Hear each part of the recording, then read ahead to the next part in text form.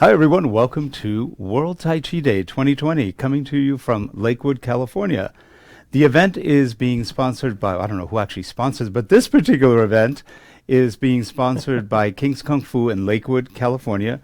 Sifu Richard Mieir-King will be joining us momentarily, and he is running the event. He does it every year. He's been doing it for a lot of years.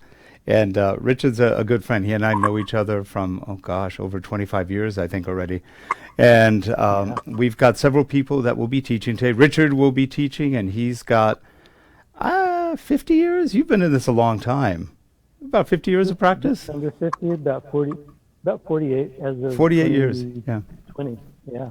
48 years. So So he's a beginner. He 2022, hasn't I'll done have this 50. very long, but he's been doing this a long time. He knows the five animal style. He knows Tai Chi and other things. He does work. He's helped with physical therapy and healing and all sorts of stuff. And he makes a darn good Dita Jiao formula if you're into those formulas. They work really well. We've also got with us Elisabeth Wales. She's got 20 years. She's our baby. She's got 20 years of practice and had the honor of meeting her last year when she did, I think she was showing a sword form, but more important than that, she did a talk. And this is coming from a young person, which I thought was really pretty refreshing on the values, morality, and how to really be a martial artist, how to leverage who you are, what you are, and put that in a framework of being an example to others. It was a great talk. So Elisabeth, kudos to you, and she'll be joining us, and she'll be teaching later on. I believe she's teaching the Yang 24 Beijing short form, which is a really fun form to learn. It's short, quick, but it's pretty nice. And my name is Rick Zanotti, and I've been teaching, oh gosh, long time. I've been practicing for about 56 years. When I started when I was about 10, and still practice and teach. Not that much teach, only because of work requirements, but still practice. Have a couple of students that occasionally show up after many, many years, and then I come to these events. Where Richard takes me out of the being alone all the time, so we come to these things. But this is fun. This will be a good event, and keep in mind that the whole idea of World Tai Chi Day is that everybody around the world today is practicing or doing something somewhere. So it's kind of a fun way to say, hey, we relate to the whole world. Maybe we can bring peace to this crazy world one day by doing things like this. So hopefully we all learn from this, and I'm going to push this back to Richard right now. And how do you want to start? Well, we'll start with, I figure we'll start with some warm-ups. We can each share doing different kinds of warm-ups.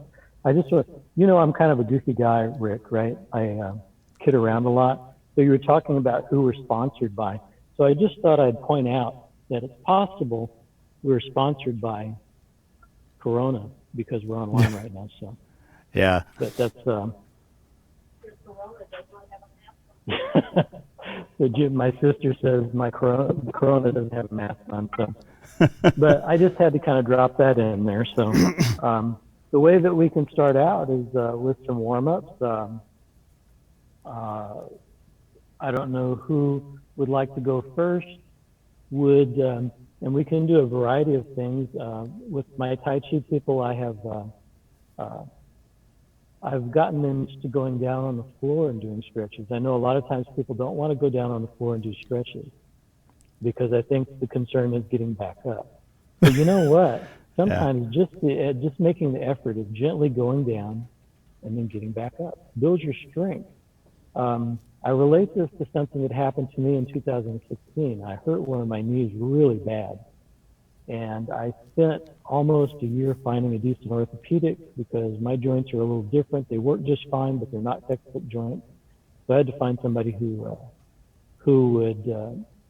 was not a plug and play orthopedic surgeon, you know. Mm-hmm. And so so long story short is I went through a year of my leg just basically kind of wasting away. My muscles atrophied because I could not even drive a car. My knee was that messed up, and so I had surgery in 2017. I had a amniotic stem cell injection in 2017, also about 4 months after the surgery, and From there, I went into about 8 months of therapy, 8 months of physical therapy. It took 8 months, and they actually retrained my gait, and I'm still working on my gait, believe it or not. But I say all that to say that sometimes when you make a little effort, it may seem like this much. It may seem like this much effort, and it may feel like this much. It may feel tremendous. You may shake all over. When I started using my leg, picking it an inch or two up off the table, my whole leg shook like it was having a seizure, you know. And I had one physical therapist, and I didn't stay with her, but I had one physical therapist just look at my leg with her mouth hanging open, and she kept saying, "I've never seen a leg that bad in my whole life." And I finally said to her, I says, "Okay, got it. Let's start doing something now," you know. And so I only went there for 2 weeks. I ended up going someplace else. But the point is that I used so much effort just to lift my leg 2 inches. But eventually it became more and more. My leg froze, so I only had about 10 or 15 degrees of flexation. I had to break down lots of scar tissue. And so sometimes just if getting down on the floor, just getting down and then getting back up, that's the exercise. That's the therapy. That's the work. It might be a huge effort. Do it one time a day if that's all you can do it. So all that's to say, I'll probably when I do something, I'll do something on the ground. I'll do some stretching, and lead you guys through that. But I don't know if you want to start with me first, or if Elisabeth, if you want to do something first, or if Rick wants to do something first. Or does it matter? I can do something if you want, kind of a little bit of a Tai Chi workout. You don't have to get on your feet. But I want to add something to Richard's story. Richard and I have been friends for a long time. We're not competitive. We like to practice together, but we had a little bet last year that who was going to get back to splits first. Because I've had some leg injuries too. I was a Northern Shaolin practitioner for a long time. It will mess your legs up if you really go crazy. And I was pretty crazy when I was younger, practicing way too much. And so I've lost some flexibility. And last year he says, I'm working on splits. I go, hey, I'm starting to work on splits again. And so we made a bet who would get to splits first. I don't even know if there was any kind of reward you got for this. It was just we made a bet. It was just for the fun of it. Bragging rights. So within about 2 months of the bet, I completely ripped up my left leg on a stupid accident. And so I go, okay, I ripped a calf muscle, or both calf muscles, pretty much messed up my ankle, tore didn't tear, but pretty severely strained the sciatica nerve. And so I was limping around for about 2. I know what he's talking about, that 2-inch lifting your leg and your whole body shaking. It wasn't fun. But the thing is, I go, I guess I'm going to lose this one. And then about a month later, he sends me a note saying, I just pulled both my inguinal muscles. I go, I guess I haven't lost. We both lost on this one. So, as you get older, and I'm 66, I think you're about 60? I'm going to be 62 in June. 62. Well, he's old. So he's really old. June. But so Oh, wow. you don't quite come back as quickly as you're used to. So you've got to work out a little bit more. Be patient, which is part of the practice too. Getting patient, and so it is sort of fun. But two friends who are trying to get back in shape and both wind up wiping each other out and say, "Here we go again. Let's do it again." So, but the fun thing is, and what Richard was saying before. You want to see where I'm at, Rick? Yeah, and the fun thing is, what we're doing is, what? You keep trying. You just keep going, no matter what comes in front of you. It's like, okay, fine. It's an obstacle. Do you go around it, through it, or over it? And that's the choice you have to make. Right. You don't really have. You can run away from it, but then you're just not going to get any better. So it's all choices in life, and when you've been in it a long time, like most of us have been. It's just one of those things you get used to. If you have an injury, you just get by it. And professional athletes, and I'll call ourselves professional athletes because we work out as much as most pro athletes do. And you do the same kind of things. They're always injured. It's not that they're bad at what they do. You push it. You always push maybe a little more than you think you can. And then when you're done, you realize maybe that was a bit too much. I need to back it off a little bit. And here's the other thing. As you get older, your memory is good. and you remember everything the way it was, but your body says, you want to do what? When? How? Are you crazy? And you keep doing it. And you just try as much as you can, and you can't go as far down, but you work at it. Eventually, you may be able to get back there, and that's kind of what we're into right now. And that doesn't stop us from practicing teaching or anything else. You just have to measure yourself, which is a little tough sometimes. Well, okay, Right. I'll start doing some simple exercises that are really good for a couple of reasons. They're good internally. They're not just good externally to make your body feel better, but they're good internally. So we're going to switch cameras over here. Let me get off this chair. Okay. So first one, and this is one that we always start our classes with, and they're all internal, really cleanup exercise. So if you put your hands behind your back, your fingers can touch or just go right over, just over your lower back. And then you start circling. So you're going in one direction and keep going in one direction. You're going to do 30 of these. Keep your body straight. Make believe there's a pole or something, a line going right through the middle of your body. So you're circling around the pole. Don't move the top of your body, move your hips. What this does, aside from helping you stretch out your back, your body, a little bit the legs, the hips, what it also does is it cleans out your organs. Keep circling. It squeezes your internal organs, your gallbladder, your liver, your pancreas. It's squeezing everything. So what does that do? It's getting rid of toxins. It's cleaning up your system. So all of this is very good for your health. So let's switch and go back the other way. And just like in Tai Chi, keep your head up. So it's like almost like you're hanging. And so this is a very good internal massage. But it's also good for your back and everything else. So I'm going to do 30 this way. It's sort of funny watching yourself doing something on a monitor. Modern times. And then when you're done with your 30, just open your feet about shoulder width. Hands on your hips, your fingers kind of right in that socket where the hip goes in. And then what you're going to do is circle. Again, you're keeping your head straight. You're going along a bar almost.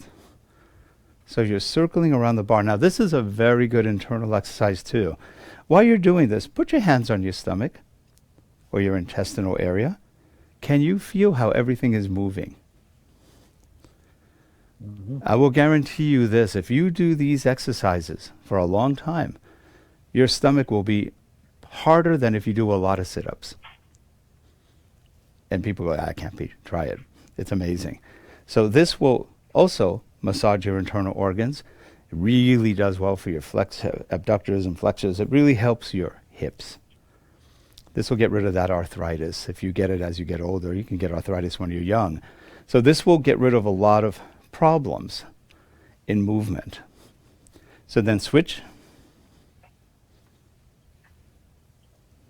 By the way, your knees are slightly bent.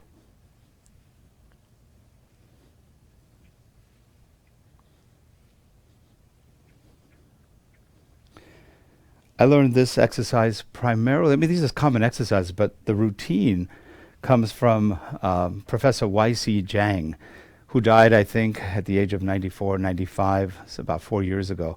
He was a northern-style teacher. He also taught Kuanbing Tai Chi, which is an old Yang style of Tai Chi. He did Xingyi, Bagua. He was quite an accomplished master, and he was up in Northern California, but would come down to Southern California 3 days a week and train classes here. Okay, so when you're done, now just kind of bend to your left and right. So you're just sort of stretching your side a little bit, stretching the legs.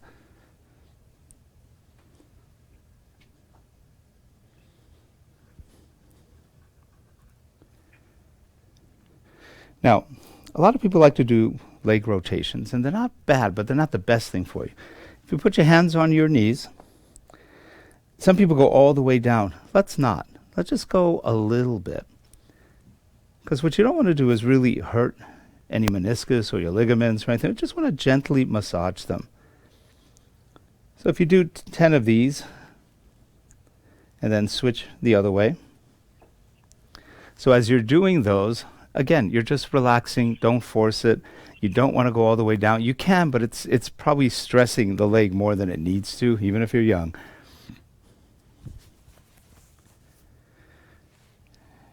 And then when you're done, just, you can see it sideways, bring your body straight. Keep your hands on your knees and your body straight, really straight, and just slowly, just slowly. You're pulling from the lower back here. So you're forcing the stretch from the back.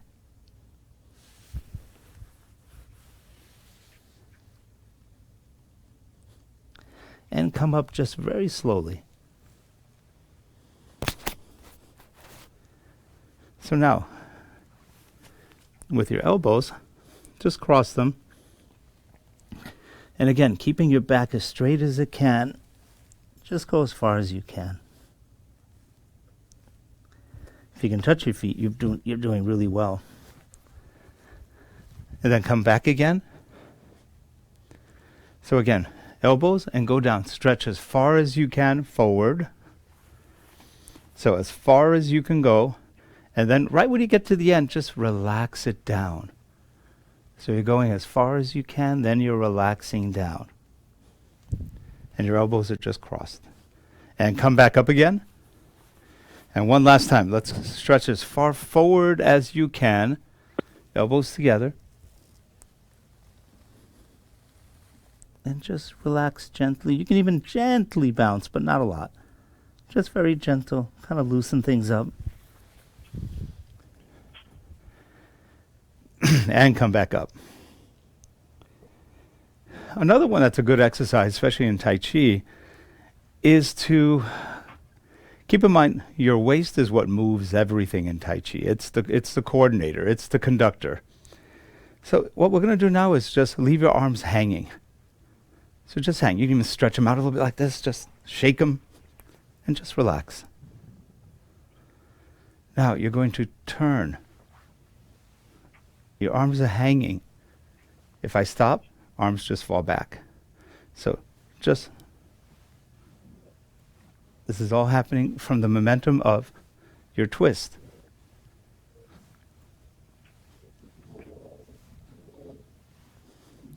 Stop. They go down. It's a good way to learn that your arms only move when your waist is moving. And relax. Now feet together. You're going to breathe in. Go on your tiptoes.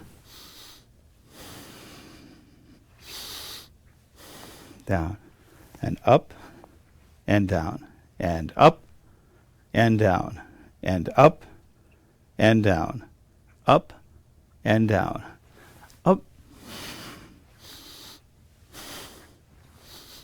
So you're just kind of rocking it up and down. So then when you're done, just relax. Now, shoulders. You're going to bring your shoulders back and forward. Back and forward. Let the arms just hang. Your arms are moving because your shoulders are moving. So go 3, 4, 5, 6, 7, 8, 9, and 10. Now you're going to go forward. So you're going to hunch your back a little bit. So as you pull forward, you kind of pull the lats up and just relax. And 2, and 3, 4, 5, 6, 7, 8, 9, and 10. And just kind of relax. Let's do gentle neck rotations. I remember in the old days we used to like really pull the neck. It's not that good for you. It's better to do smaller neck movements. They'll work the cervical area a lot more safely. So we're just going to do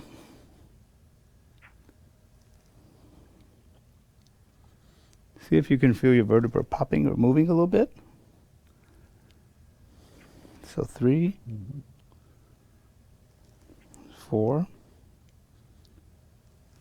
5, 6, and switch. 1,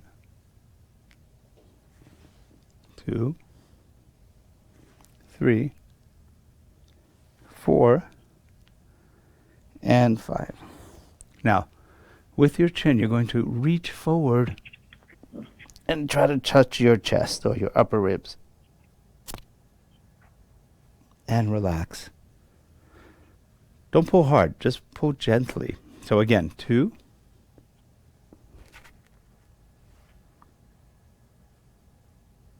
and come back. And 3,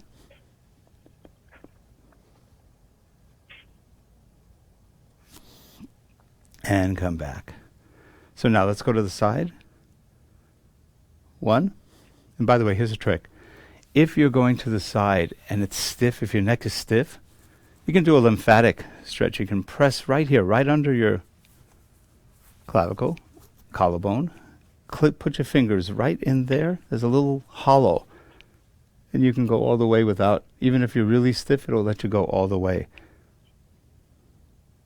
Then you come back, look the other way. Come back. And other way. Now if you put your arms behind your back, that'll stretch out as you do it too. And again. And one more. Now, tilt your head to the side. And again. Other way. And 2.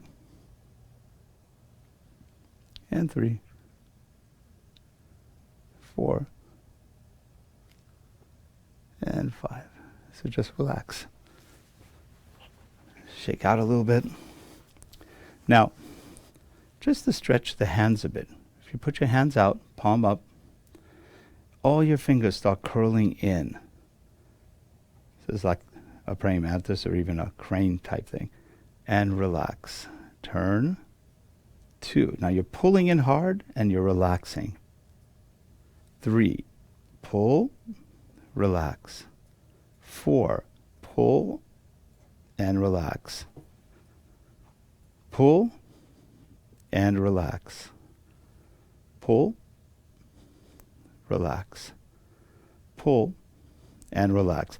Now you're going to go down and out. Down and out. Down and out. Down. So this is working your forearms, your wrist, fingers. And just shake it out. Now, a little faster this time. Here you're going to go 2, 3, 4, 5. Other way. 1, 2. So you're going to reach, pull. 3, 4, 5. Just stretch out a little bit. Just gently, just kind of push it, see how far you get.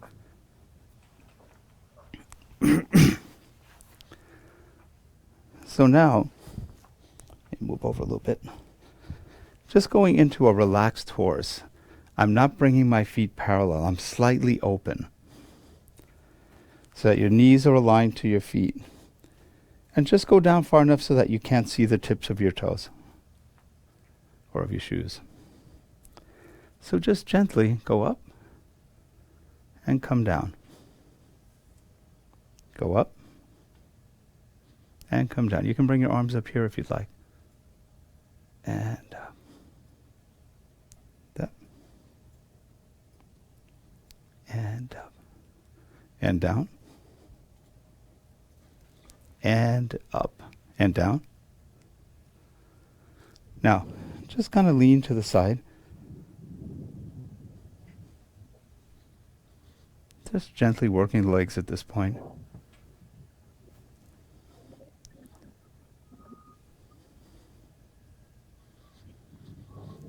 So now, lean forward and just follow your leg down to the foot.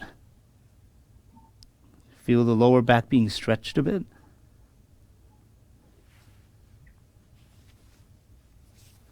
And come back up. And lean the other way.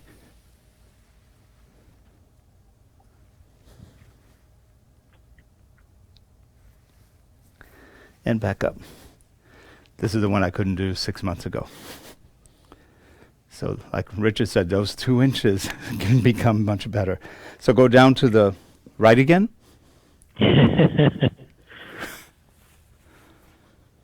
And come back up. Go down to your left.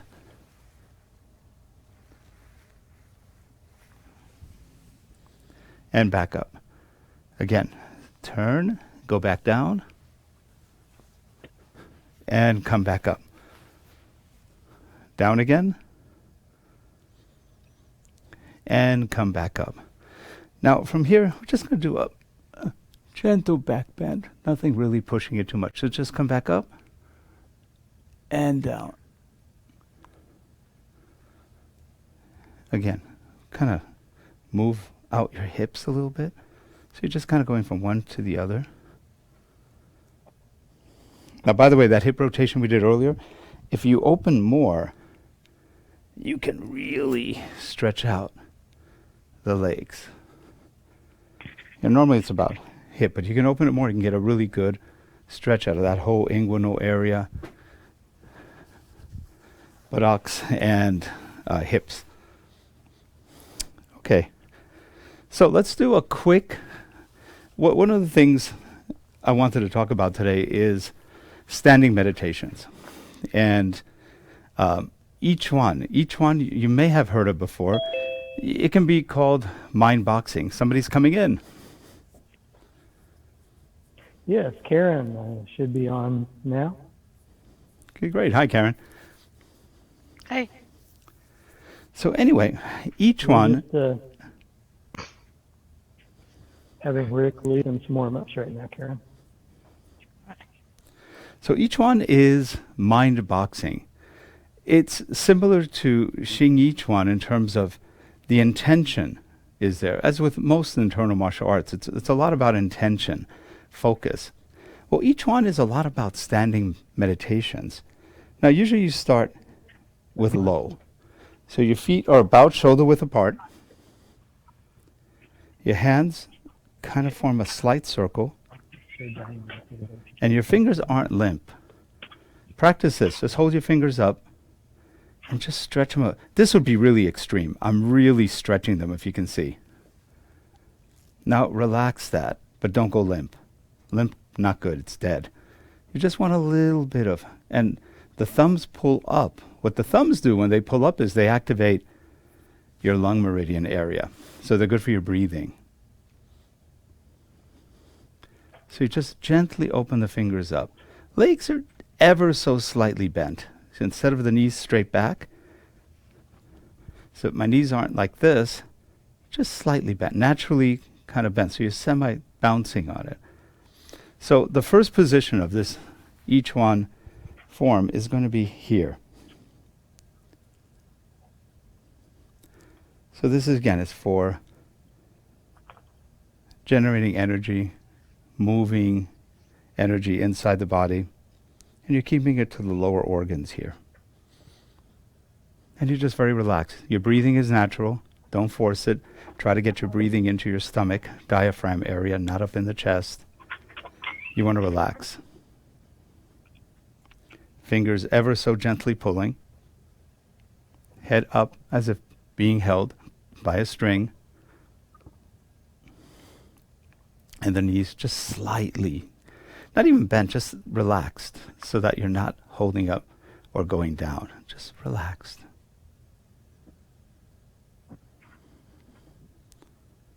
And what you think about now is not much of anything. Just relax. Let the thoughts whiz by, fly by. Don't hang on to them.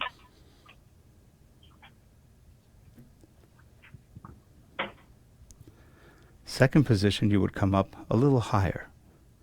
So now we're probably more around the diaphragm area. create a circle. Under your arms, imagine you have a tennis ball, so it's not flat. Even if you lower it, you're still going to be a little bit puffed up.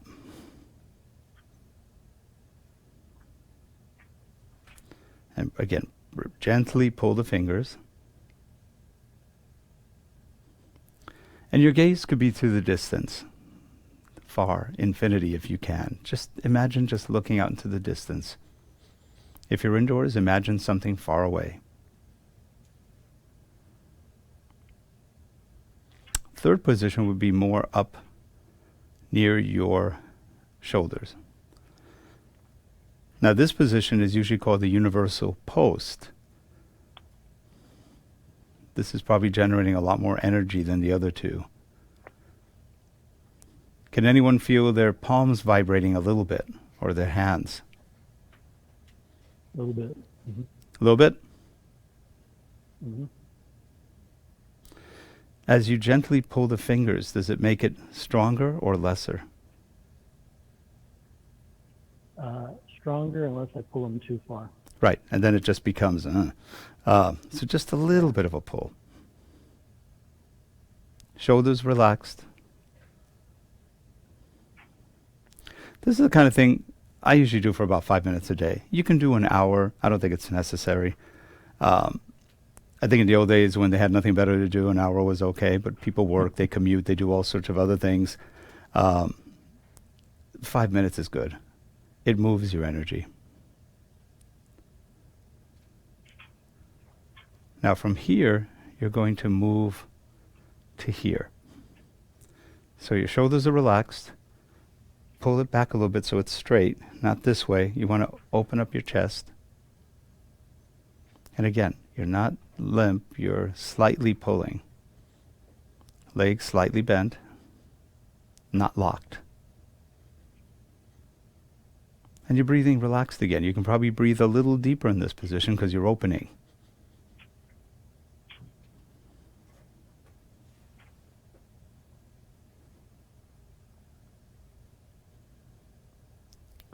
Now from here, stretch the arms out, still keeping the fingers slightly tensed. You might feel a little bit of pain or pulling on your shoulders. Just relax it.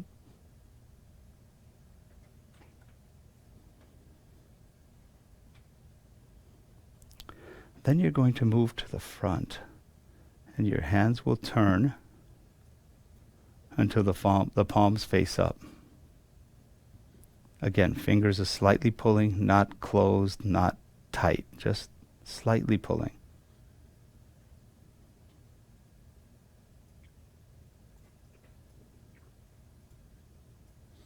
These are also considered grounding exercises because they ground you to the earth. It's a way of learning how to hold on. If you get pushed or something, you can hold on better.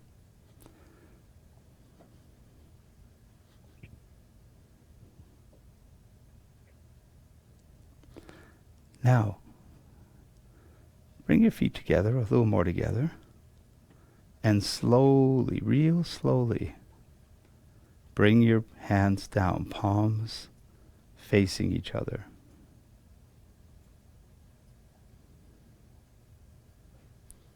Now you should feel a lot of tingling at this point. Don't collapse your arms. Keep that ball under your armpits and just bring the hands almost down. Keep them still stretched. Can everyone feel the blood going into the hands, the tingling? Yeah. Very good for your internal organs, your system, your body. And now, shake. Just shake. Shake your feet a little bit if you want. Okay. Massage your hands.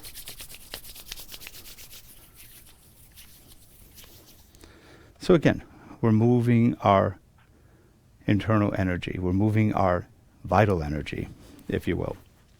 Now, the Ichuan also has faster moves. For example, in not quite a T, maybe 45 degree on the back foot, about straight on the front.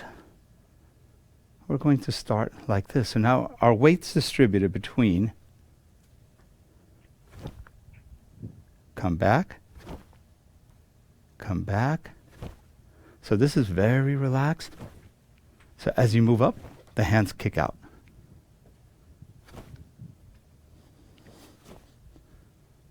And 4, and 5, and 6, 7, 8, 9, and 10. Now switch, other side. 45 degree on the back leg, almost straight on the front. Again, coming in. So you bend the knee a little bit back, forward. Deflect, hit.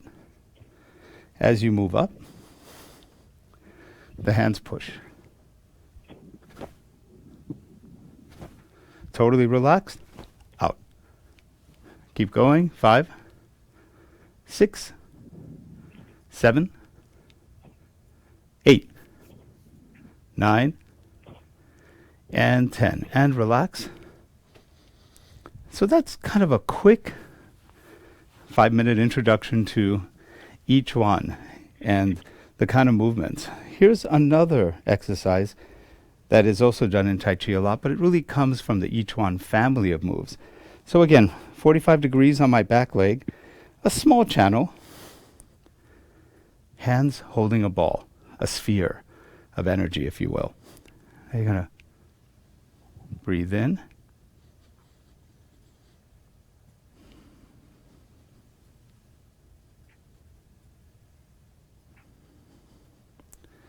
See if you can feel that ball. As you push in a little bit, you can almost feel that energy.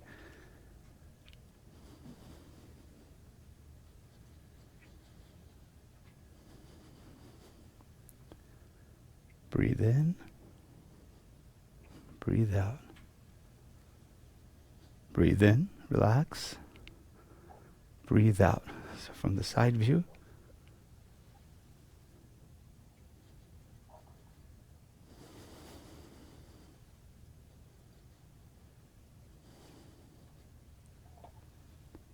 This is a very good Tai Chi warm-up exercise that you can use just to start feeling that energy and start moving the limbs a little bit.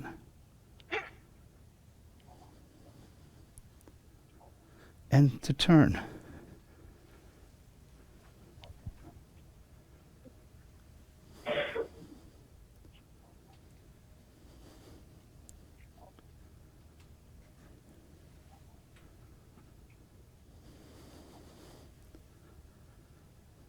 Keep going. Do about 3 or 4 more.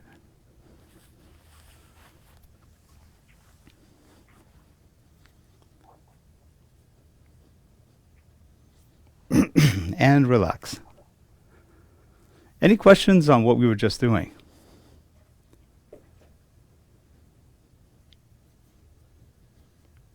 Nope. Nope. Pretty clear. All right. Yeah. Well, yeah? No. Okay. Richard, is Elisabeth up next? Yeah. Well, is Elisabeth? Hear me? Yeah. Excellent. Hey, Elisabeth. It's your take over for Rick. Thanks, Elizabeth. Okay.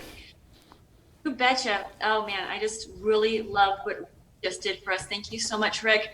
I can feel my chi tingling. I'm sure you guys can too. And I just wanted to touch on something that Richard and Rick were talking about in the beginning.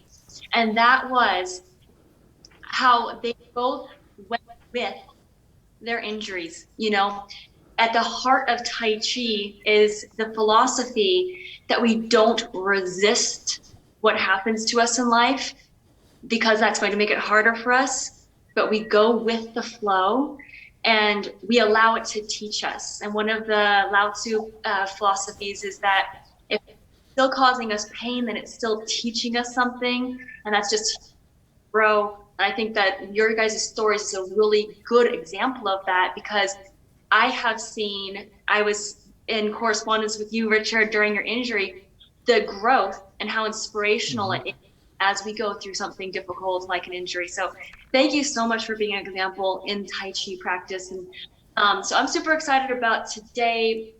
One of the things that I've been studying a lot is how Tai Chi gives us more energy and more life, more vitality. And we say that it's for energy, and we kind of think of something maybe mystical, but literally being tired and not having enough energy to do the things, that is something that we can cultivate through our Tai Chi. And the word of mouth philosophy of Tai Chi is that as we do Tai Chi exercises, we are circulating the Tai Chi through our chakras, through our meridians, the Dantian, the three chakras. And each time that it circulates, it becomes pure, and we become more alive and more who we're supposed to be. And so I'm definitely going to take some of those exercises, Rick, that you showed us today into my daily Tai Chi routine, because we need to purify our energy each day. We need to get rid of the yang energy and allow the more flowing yin energy in. And that's all about Qigong and Tai Chi. So I'm going to do a couple of my favorite breathing exercises with you. I'm going to focus, especially since Richard's going to do more of the stretching side of things, I'm going to focus a little bit more on the breathing side of things and the development of the Qi, similar to what Rick did, but based on my training. So thank you again. All right. So let's do the first one, is the Shanghai little exercise. And I love the history behind this Tai Chi exercise. In Shanghai, centuries ago, there was a big epidemic, and there wasn't enough room in. Can you hear me okay? Yes. Yeah. Mm-hmm. Yes. Everyone on the hospital beds to be able to walk around and prevent their muscles from atrophying. And so they were having a lot of problems with people being sick and then being disabled pretty much because their muscles had atrophied so much. And so the Tai Chi masters of that time shared with everyone in the hospitals this exercise, because it helps, of course, with the legs. It helps circulate the lymph and Qi, and there's a little bit of upper body too. So it's really simple. You're doing a shoulder width apart, soft knees. You bring your hands up to shoulder height, and with a little bounce in the knees, you allow them to drop down and come up. And it's, of course, going to be an inhale on up and exhale on down. But what you can do to deepen your breathing, because this does start to make a little bit of momentum as you do it, is you're going to do an inhale, inhale, and an inhale, maybe 3 times, with an exhale, controlled breathing down, exhale, exhale. And this will help strengthen the dantian and diaphragm muscles as you do the controlled breathing. So just focus on the breathing for a little bit. Develop that Qi. This is also going to really make you feel the Qi go into your hands. This one's good.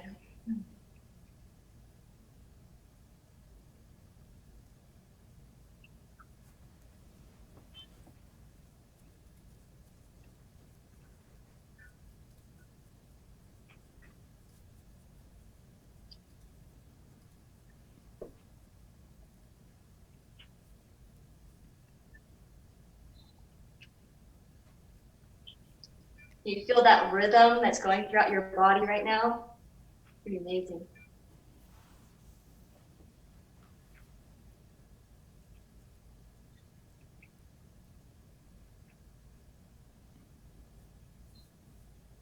And then slowly allow your hands to just wind down and slow the momentum on their own. Okay, the next one we're going to do is the grinding horn. This has a lot of breath work involved, as well as using, of course, your hips and your waist to turn your hands. So soft knees, a little more than shoulder width apart. You're going to put your hands onto the same plane to the side, and by switching your weight from side to side, you're going to move your hands, and you're going to switch which hand is leading. So the right hand is across my body when I'm on my left leg, and as I switch the hand, and the only thing that's going to move in my hands is at the side where my hands switch. So it's my body moving it across, switch on the side, body move across. Inhale on the side, exhale across. This is the grinding corn exercise. Definitely looks like early corn grinding preparations.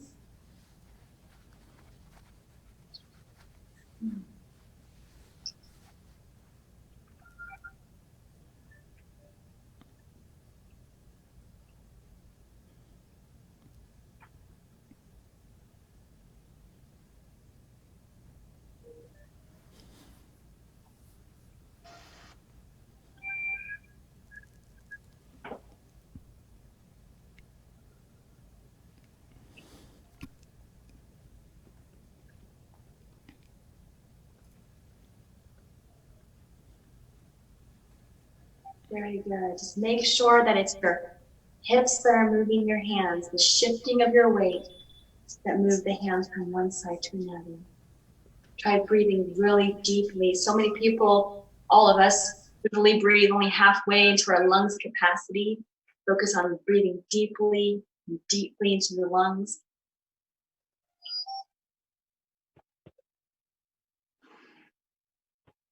Okay, now we're going to slow it down just a little bit. Because one of the Tai Chi goals is if you can do it slow, you can do it smooth. And if you can do it smooth, then you can do it really well. So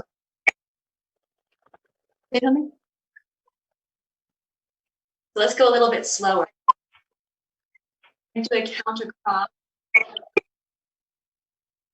3, 1, and 5, 4, 3, 2, 1, and across. 4, 3, 2, 4, 3, 2, 4, 3. Now as you go, inhale on the side. 4, 3.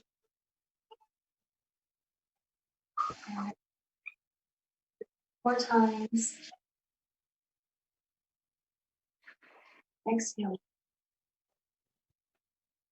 Inhale on the side.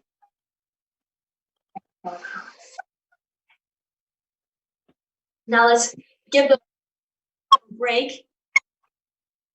Bending a little bit, excruciating slow. You might feel a little burn in your legs. Yeah.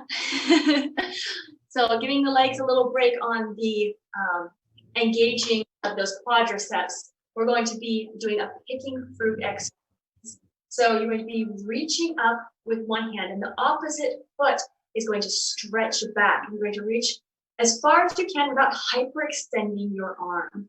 And then when you get to the top, you're going to turn your hand like you are picking the fruit. So reach and turn, and you're going to feel a stretch on the opposite muscles in your arm. I don't think that my camera is going to let you see all the way to the top of my hand, but reach, pick the fruit, turn. And if you think of some kind of fruit that is full of chi, you're going to be picking it and bringing it down into your diaphragm, down into this chakra in the center of your body, and then reaching up again for some kind of fruit that's going to be high in the chi. Exhale on the way down, and inhale on the way up. Breathe. It's a really good stretch. You should feel it all the way down to your, feel it in your calf a little bit, feel it down your head and torso. Inhale, and exhale. Inhale. Yeah.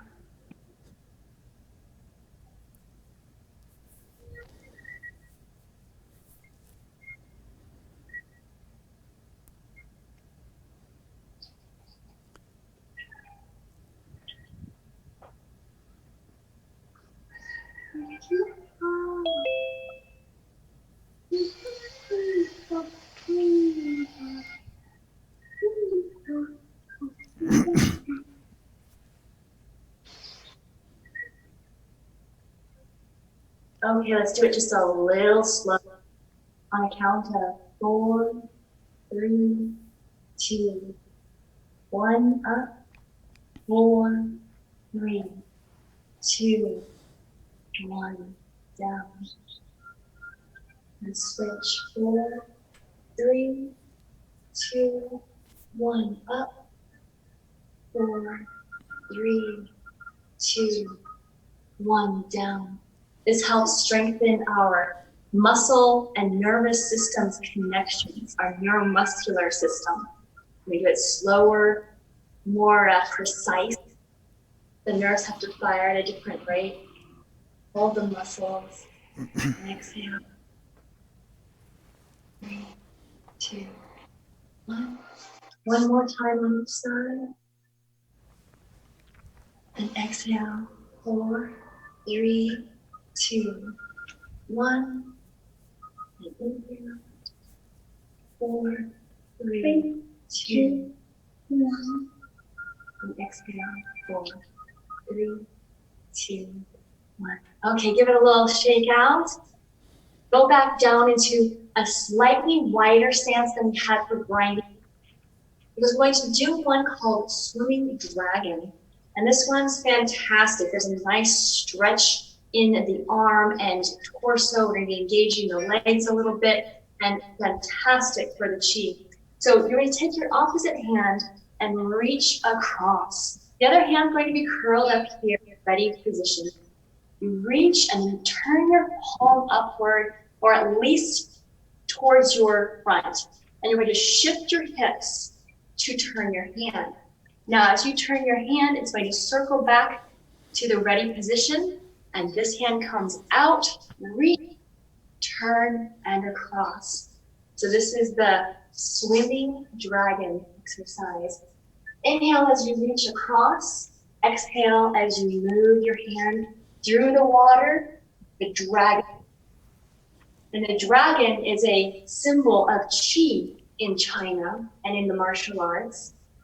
Always twisting, moving, cultivating energy. Inhale on the side, and then turn your palm, using your weight to turn your hand and move it across your body. Inhale and exhale. Inhale, exhale. Really try to get a flow going with this one. Feel really comfortable with the chi that's being generated.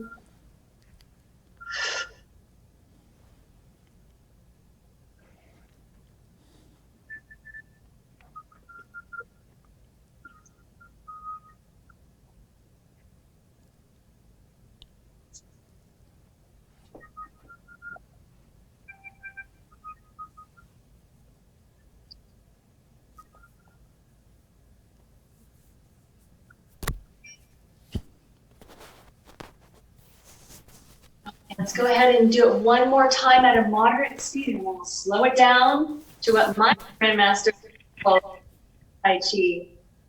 How fast does a glacier melt? Not very quickly, right? Almost imperceptible. Ryan Steele knows. Okay, so inhale and reach. Exhale and go across slow. 4, 3, 2, 1. Reach. 4, 3, 2, 1. Exhale and shift. 4, 3, 2, 1. Reach and 4, 3, 2, 1. Across. 4, 3, 2, 1. Reach. Turn the hand and exhale. 4, 3, 2, 1. It's almost worth having a contest on who can go slowest on this. Whoever's the slowest wins. You're developing those neuromuscular connections, helping it to become stronger, helping your chi circulate, and maybe giving you a little burn in some of those muscles that have to hold. All right, great job, guys. Go ahead and shake it out. I have one more for you, and then I'll give it up to Richard. let's do what we call the prayer wheel. So just like Rick showed us, you're gonna have about 45% of your weight on the back leg, about the rest on your front leg. When you get started, you put a ball in front of you, make the ball between your hands, and you're going to shift onto the front leg and come forward, inhale. And as you bring your chi up and down, bring your hands by your face, you're washing the chi from your face, from your mind. Exhale as you go down. You come to your heart, turn your hands the other direction, point your fingers down, shift forward, and inhale as you go up and open your lungs, and exhale as you go down. Shift forward, inhale, shift back, exhale.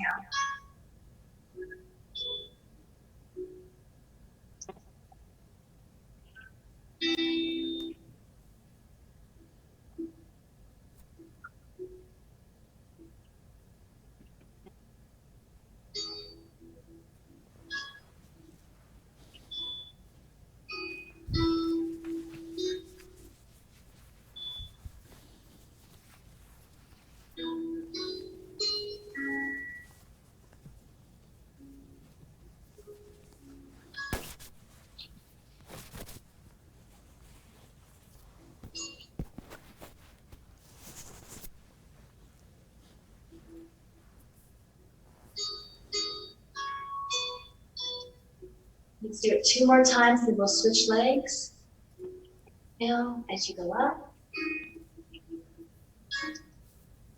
Exhale as you go down. Forward. Exhale as you go. Okay. And safe. Take the feet in front of you. Up. Reach. Bring the chi from heaven into your mind. Wash away the bad chi. Exhale as you go down. Inhale as you go up. And exhale.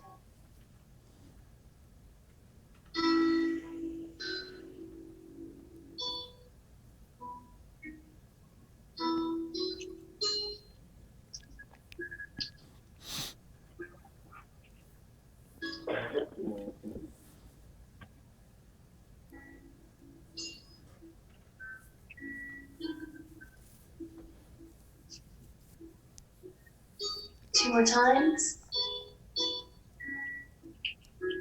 Inhale. Exhale. Forward.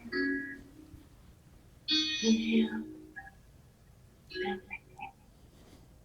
All right. Looking forward to what Sifu Richard has for us. All right. Thank you, Elizabeth, and thank you, Rich. Rich. These are names that have differentiated a little bit there. Can you guys hopefully hear me all okay? Mm-hmm. All right, super. So, you know, what a great gathering of energy and information. Because as we're doing this, and Rick did his presentation on energy and moving it through the meridians, and then Elizabeth just did hers, and seeing how it ties together and overlaps and similarities, and how one can assist to the other. And it was just kind of like remarkable to me too, because I'm thinking about what I'm going to be presenting to you, and it ties into it as well. All of these exercises that we're doing are fantastic for the energy in your body that is associated to what we think of as our immune system. How timely is that? That we be doing things that build that energy in our immune system. There's a chi that moves through the body also, and it's called Wei Chi. And the Wei Chi doesn't just move along the pathways of the meridian. the Wei Qi also moves throughout the dermis and the epidermis. So in other words, just like the skin is a shell around the body, the Wei Qi is an energy shell around the body. And it keeps the immune system strong. And also, many of these exercises, you might be finding that you relax as you do them. And so they're very relaxing. So you want a stress management tool? Here's a wonderful stress management tool. As you do it and build your vitality and your energy, as Elisabeth was talking about, you're also strengthening that Wei Qi, and you're also strengthening your immune system against bacteria and pathogens outside.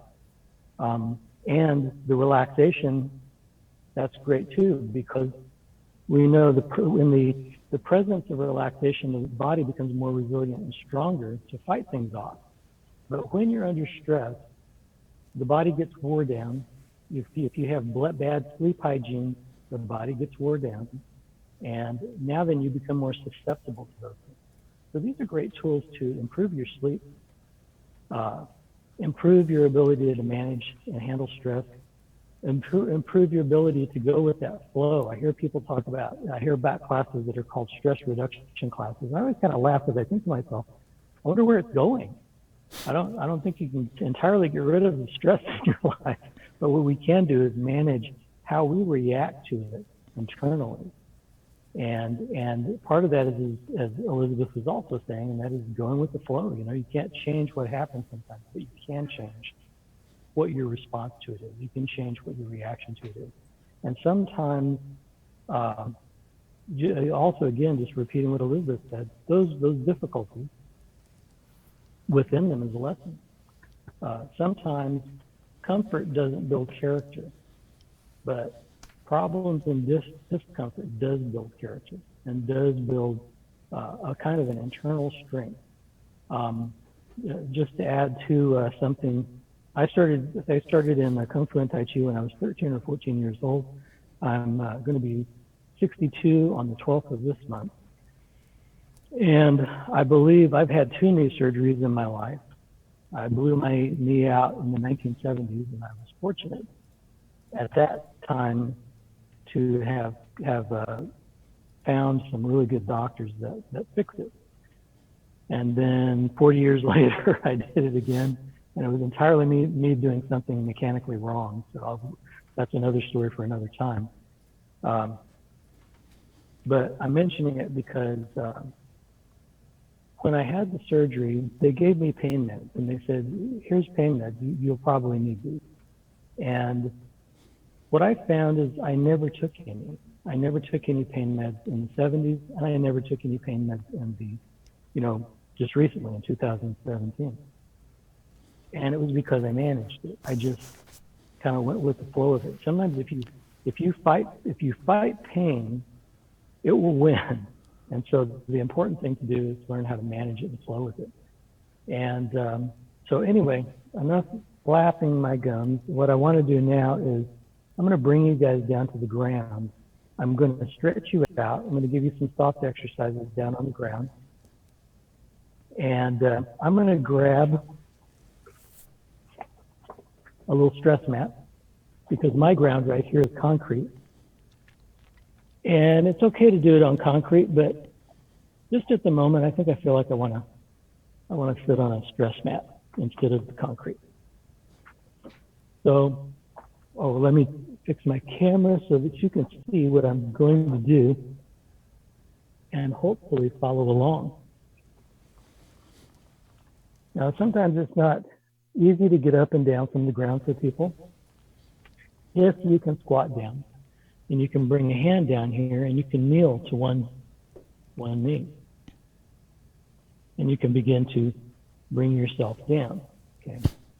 Now, for some people, this might be difficult as well, because some people have a hard time sitting back on their feet or even pointing their toes so that they can sit back. So there's a number of different ways, and if you have to, I don't have a chair right here, but if you have to, you can even let Gene off to the side pointed a chair out to me. if you need to, and if you have difficulty getting up and down from the ground, just have a chair nearby and use the chair to help you get down. Okay. And then what we'll do is we'll sit on down onto the hip here, and we'll extend one leg. So that would be a nice, easy, slow way to get down on the ground. And sometimes getting down and up off the ground, that's the exercise. Okay. I have Michael, my son, joining me. Come here. Come here. Turn that way. Lean this way. And say hello. That's my son. I make him do strange things. So we're going to start off stretching the body out and doing, pretty common stretches that you've seen before, and some of them maybe won't be common. But the stretching is really, really important for you, because you're not just, the Chinese would say, you have a physical body and you have an energy body. So when I'm stretching, I'm also affecting that energy body, or how the energy is able to flow through the body. As we get older, one of the problems can be is that our meridians will start to seal. It's kind of like getting an injury and having a blockage on a meridian, and the acupuncturist puts the needle in to release that energy. But also just time, and as with a lot of other things, the way the body can be affected can start to cause the energy meridians to seal. So we're going to stretch. As we stretch, we're stretching the physical body, but we're also stretching the energy body, and we're stretching the meridians, which will improve flow of the chi. Okay, so we're going to start off. I've extended my left leg. If you extended your left leg, you will now take your left hand, and you're going to reach up as high as you can, inhaling, and turn the hand, exhale, and reach out to the ankle, or wherever you can comfortably reach to. The idea is that you just get a good stretch. You don't want to do what Rick and I have done, and that is overstretch and sometimes pull a muscle or traumatize a nerve. And when you stretch out, you hold that stretch for about 30 seconds. Let your breath be deep and natural while you're holding that stretch. And then you're going to inhale, and you're going to come up again, keeping the body nice and stretched. Sometimes when you see people stretch, you'll see them pull their head down. There's a little difference. Instead of keeping your head down, look forward as you stretch, and let your body come in to your leg. And you'll feel that a lot more. If you can't get out here to the foot, what you can do is just go anywhere along the leg. And I always tell people, keep notes if you're stretching and stuff, because sometimes your progress might be so small, you might be right here at Tela. Maybe that's as far as you can get. But then all of a sudden you notice that you're down here on the shin. Oh, you made some progress. Or if you're at the ankle, then you notice that you're getting out to the laces. Benchmark yourself, find places on your body, and just kind of benchmark your progress, and keep notes on it so that you do know that you're making progress. You can think about how you feel now when you're doing it, and after you're done doing it. What's different, what's changed, and put that in your notes too, and you'll see your progress kind of aggregate and grow. Okay, then we're going to come back up, and now then what we're going to do is we're going to take this leg. And speaking of splits from earlier, we're going to do half a split. We're going to put this leg out to the side. Now, at first, when you put your leg out there, you may have to lean in this way just to get your leg out there. And if you do, that's okay. Just go ahead and do that. That's your stretch. If that's easy, what you can start working on doing is sitting up straighter and straighter. And you can push down, put your hand on the thigh here and push down on the thigh, like you're trying to get the thigh down so it's touching the inside of the thigh, so it's touching the floor.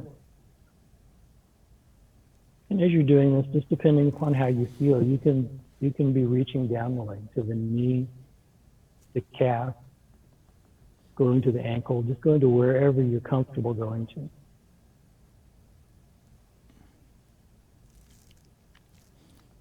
And I'm going to move through these stretches kind of quickly, probably familiar positions, or at least variations on familiar positions. And when you're doing them, hold them a little bit longer, hold them for about like 30 seconds, so you get a little bit more of a stretch out of it. Okay, then we're going to come up from that position. And what we're going to do now is we're going to take the same leg, and I'm going to curl the foot back. I'm going to hook it back right here like this. So what I'm going to do is I'm going to turn to the side. You stay right where you are. I'm going to turn so I'm facing this. As you see, what I do is I hook back like this.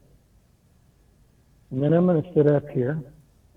I've got I'm hooking back with my left leg. I've got my left hand on my right foot, my right hand on my right knee here. And this might be all of the stretch you can do right now. That's fine. If you can, something to stretch your IT band in this position, kind of a gentle stretch for your IT band is to just lean forward into this leg. I'll turn this way so you can see that I'm just leaning forward into this leg.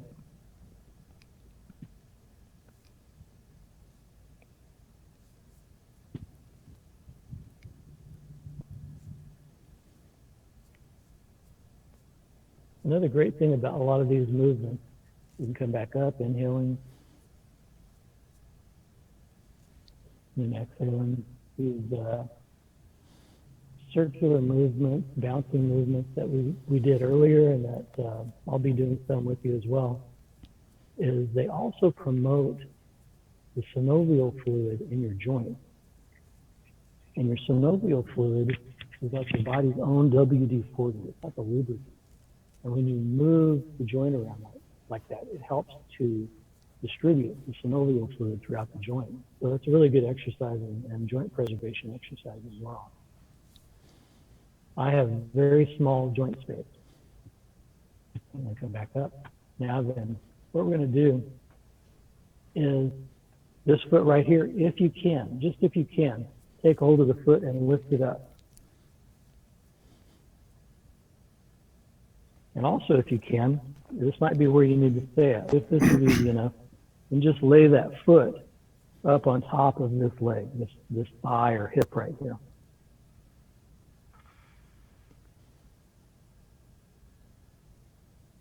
If you can't get up there, just, hold it out here. Okay, and then we'll lower that. I want to go through some of these because I want to touch on a few things with you. Let's straighten this leg back out here. And what we're going to do is we're going to push this right leg out a bit. And I'm going to turn into this leg so that I get a little bit more of a stretch into that IT band. And this might be too much if you can't get into this position, stay right here, maybe leaning into the leg. But if you can, turn to the right to this right leg right here. The left leg straight back.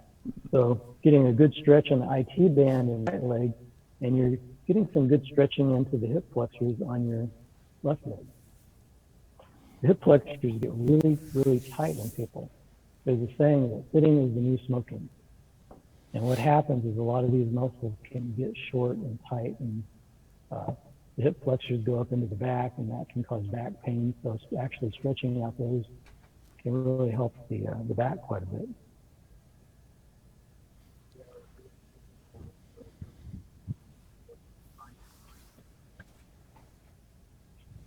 Mm-hmm. Okay, so we'll come out of this position now and straighten back out to the front. And we were talking about full splits earlier. This is a good safe way to do it. Sometimes people split out, and what it does, it actually puts a lot of stress on the medial aspect of your knee, which isn't particularly good. So this is kind of like a good way to work on your split. You get out to that position a little more easily with a little bit less stress on the knee joint. And what we'll do is we've got the legs about as far as they'll go, and then we'll reach out here with the hands as far as you're comfortable going. And as that gets easy, we'll start to lower the elbows down to the ground. But what we're doing is we're incrementally dropping down into that stretch.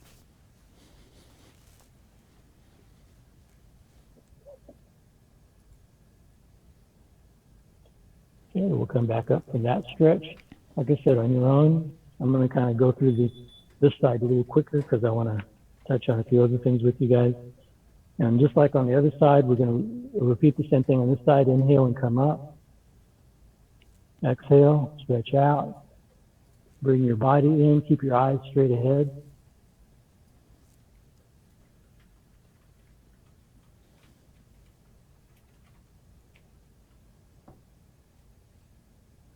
And you would hold this for 30 seconds. Then we'll take you up into the next one. Inhale and come up. Exhale, reach out a little bit further. Keep track of where you're going to, so that as you make incremental progress, because people, we want to see that we're making progress. So celebrate a half an inch. It's a half inch you didn't have previously.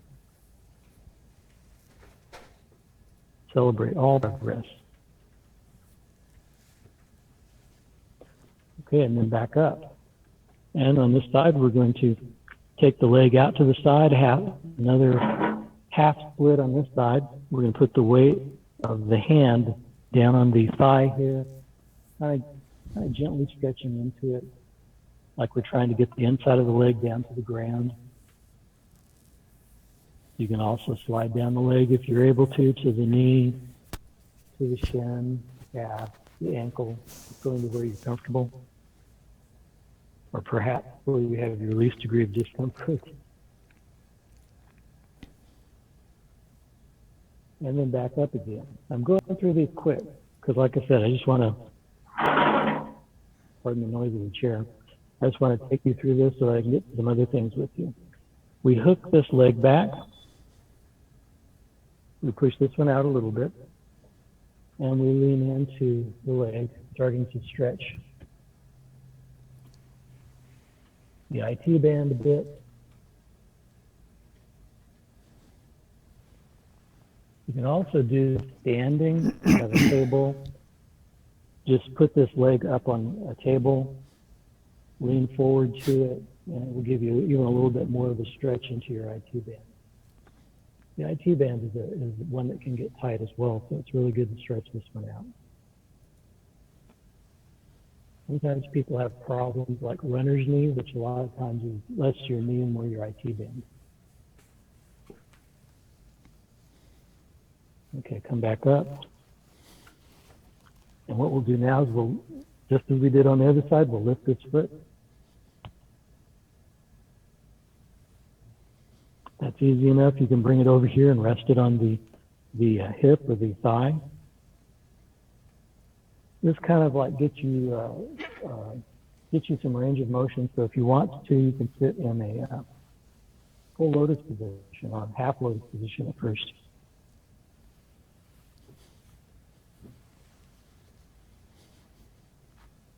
Okay, we'll come back out of that. And now then, I'm going to turn sideways again so you can see what I'm doing. From this position that we're in, I'm going to reach back with this right leg now, which will stretch this hip flexor and put a little more stretch into this left IT band. So I'm going to reach back here.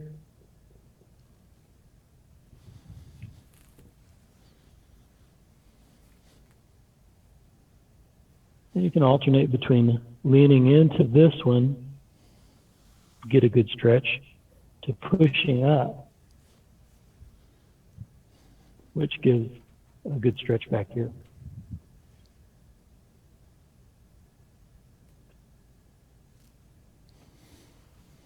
Okay, we'll straighten back out again. And we'll come to the front. What I want to do now, if I can, is take you into a couple other things I want to do, which actually relate to some of the stuff we just did, which is why I'm so excited at this, this collaboration of information and energy. So let's, and once again, if you have difficulty getting up and down using a chair, I just wanted to spring back up there for a second. You can use the chair, get up here into the chair and push yourself up using the chair. So you're not likely to fall or strain something or get hurt. So find easy ways to get up and down. So I'm going to put my mat away.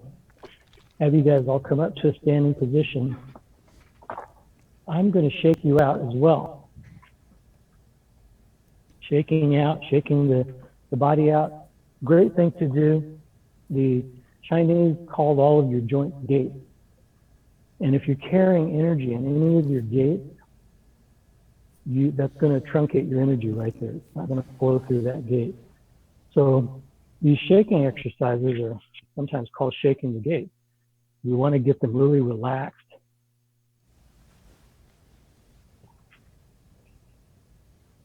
Shaking the torso and all the way down into the legs. So everything is shaking. And what's really hard to do is shake and talk at the same time. Shake out one leg, shake out the other leg. And then we all even shake out the head and the face. And my instructor likes to call this the horse. A little something to make you laugh as well. What I've been doing with a lot of my students, earlier we had alluded to the lung meridian. You have the lung meridian runs on that thumb side. You also have the large intestine meridian runs on that side. And with my students, we've been doing in our Qigong classes. I have a class called Qigong Strong, and one of the things that we've been doing to promote relaxation, to ease anxiety, and to build the immune system is to work on that lung and large intestine meridian, because those are associated, if you look those up, you'll see they're associated with a lot of things that have to do with your respiratory system and have to do with building your system up, making it stronger and increasing the Wei Qi. And so what we'll do is we'll start on one side and we do bilateral stimulation. We'll start on this one side over here. You feel your clavicle, and where your clavicle goes back and dips in a little bit. If you go down from the bone right there, if you go down from this bone right here, you'll find a hollow area, a little valley in there between the shoulder and the chest here. There's a little valley. And you can take 2 fingers or some knuckles or whatever you want and press into that area. There's 2 meridians here, lung number 1 and lung number 2. And as we press into this, we can hold this for anywhere from 1 to 3 minutes. We won't hold it that long together, but I just want to show you these spots so that you can work on them. These spots are associated with building your immune system. And some of them that I show you will be associated with relaxation and easing anxiety. And also increasing your healing speed, increasing your ability to recover from an injury. That one's on what's called CV17, the conception vessel 17, and it's in what's called the Sea of Chi, or Sea of Tranquility. That's my mistake, Sea of Tranquility. So now then we're going to move over the shoulder and down to the elbow area. If you bend your arm here, you'll see a crease. And at the end of that crease is where the next spot that we're going to press. I believe that it might be sore on some of you guys. My son's saying that's sore. And so we're going to press on this. I believe this is a liver. I believe this is not liver. This is large intestine 11.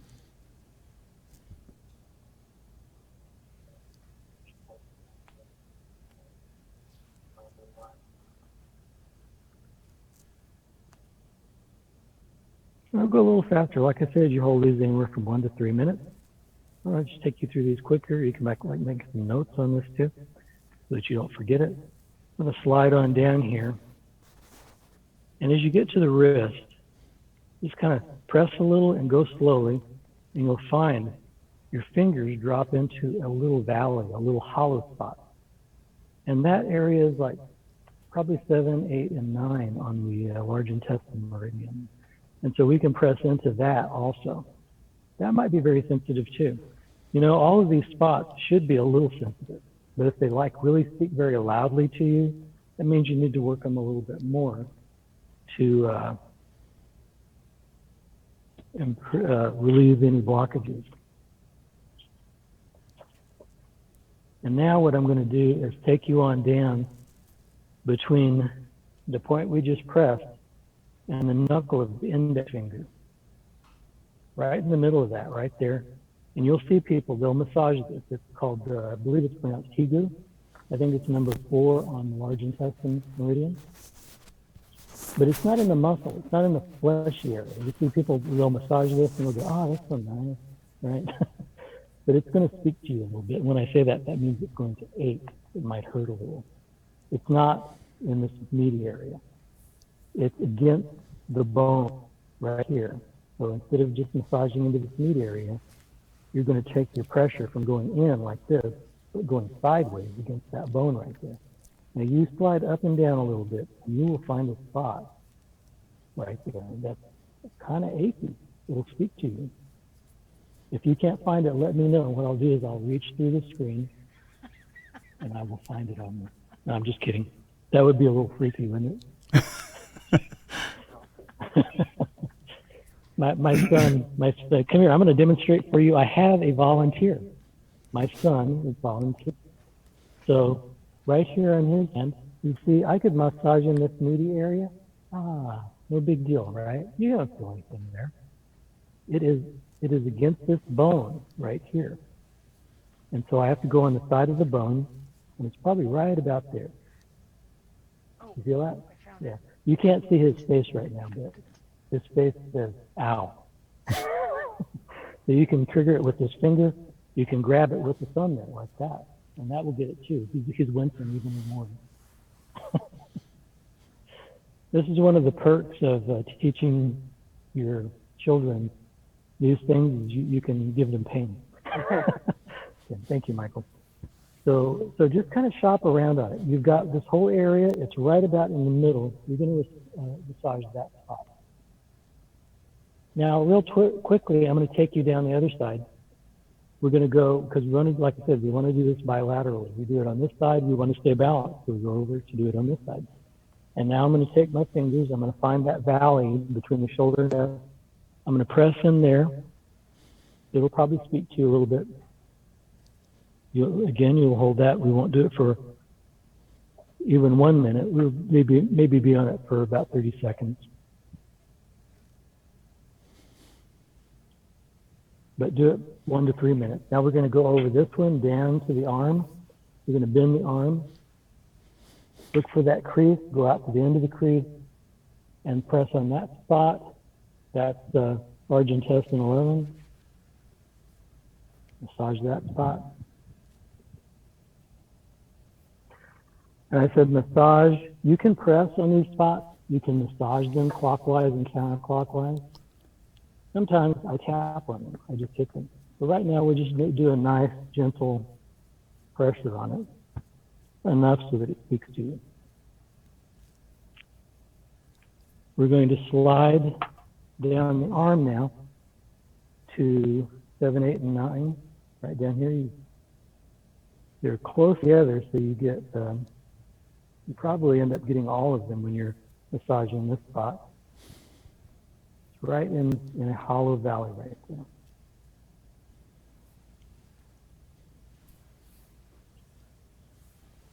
Keep massaging that spot. Something I like to do sometimes is look and see how everybody's doing on it. And if you have any questions as you do, hang on just a second, I heard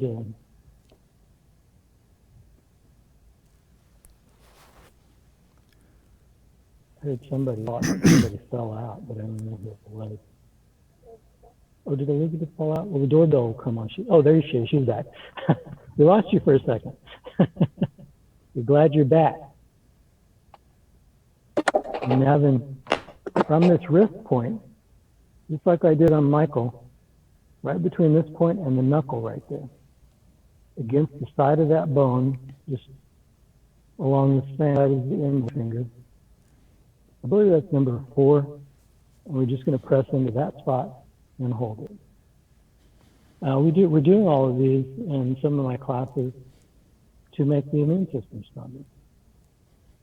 And these points are associated with the immune system, and also the meridian of the lung on the side where the thumb is associated with it also. And then after you've done all those points on both sides, we're going to take our hand and we're going to put it right here at this spot in the chest where the lung 1 and 2 is. So we're going to press down a little bit, and we're going to brush down the arm and off of the thumb and the index finger and the other fingers, like you're wiping water off and flicking it off. Breathing nice and deep as you do the pressure on the meridians, even as you're wiping down the arm.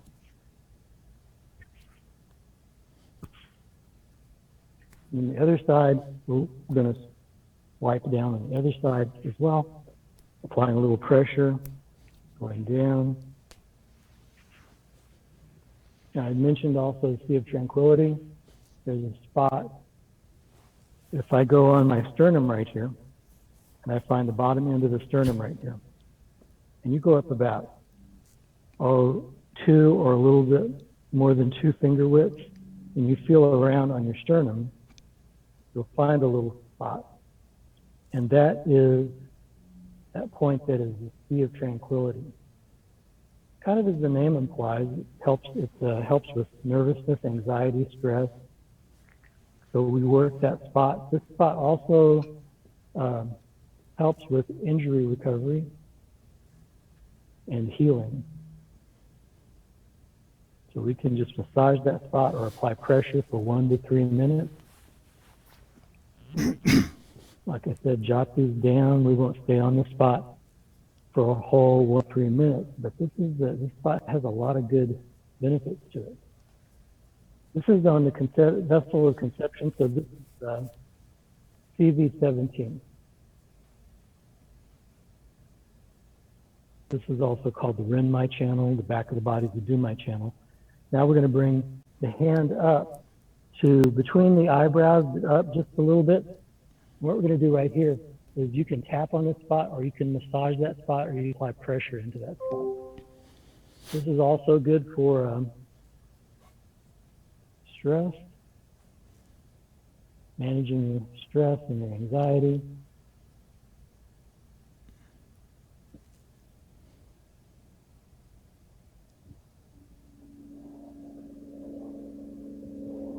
And then I'm going to come down from that. I'm going to bring my hands to my back. And we're going to just lightly, I've got an airplane going over right now. Hopefully it's not making too much noise. We're just going to kind of lightly pummel that area on the back of the body.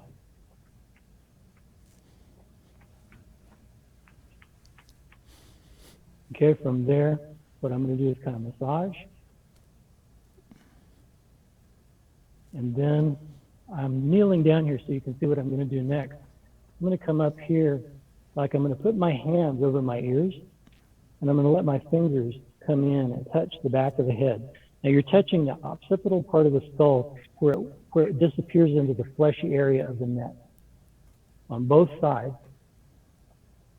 And that is gallbladder 20. And so that's also a very good area for your immune system as well. So we're just going to press in and massage that area. And that might speak to you a little bit. This is also good for headaches. Don't press it too hard or too much because it will give you a headache too. This is also in martial arts a good spot to hit, but not too hard. You don't want to hurt the person unless you really have to. All right. And there's just a little bit of energy work. I'll do some more later, but I want to hand it back off now. Are there any questions from anybody?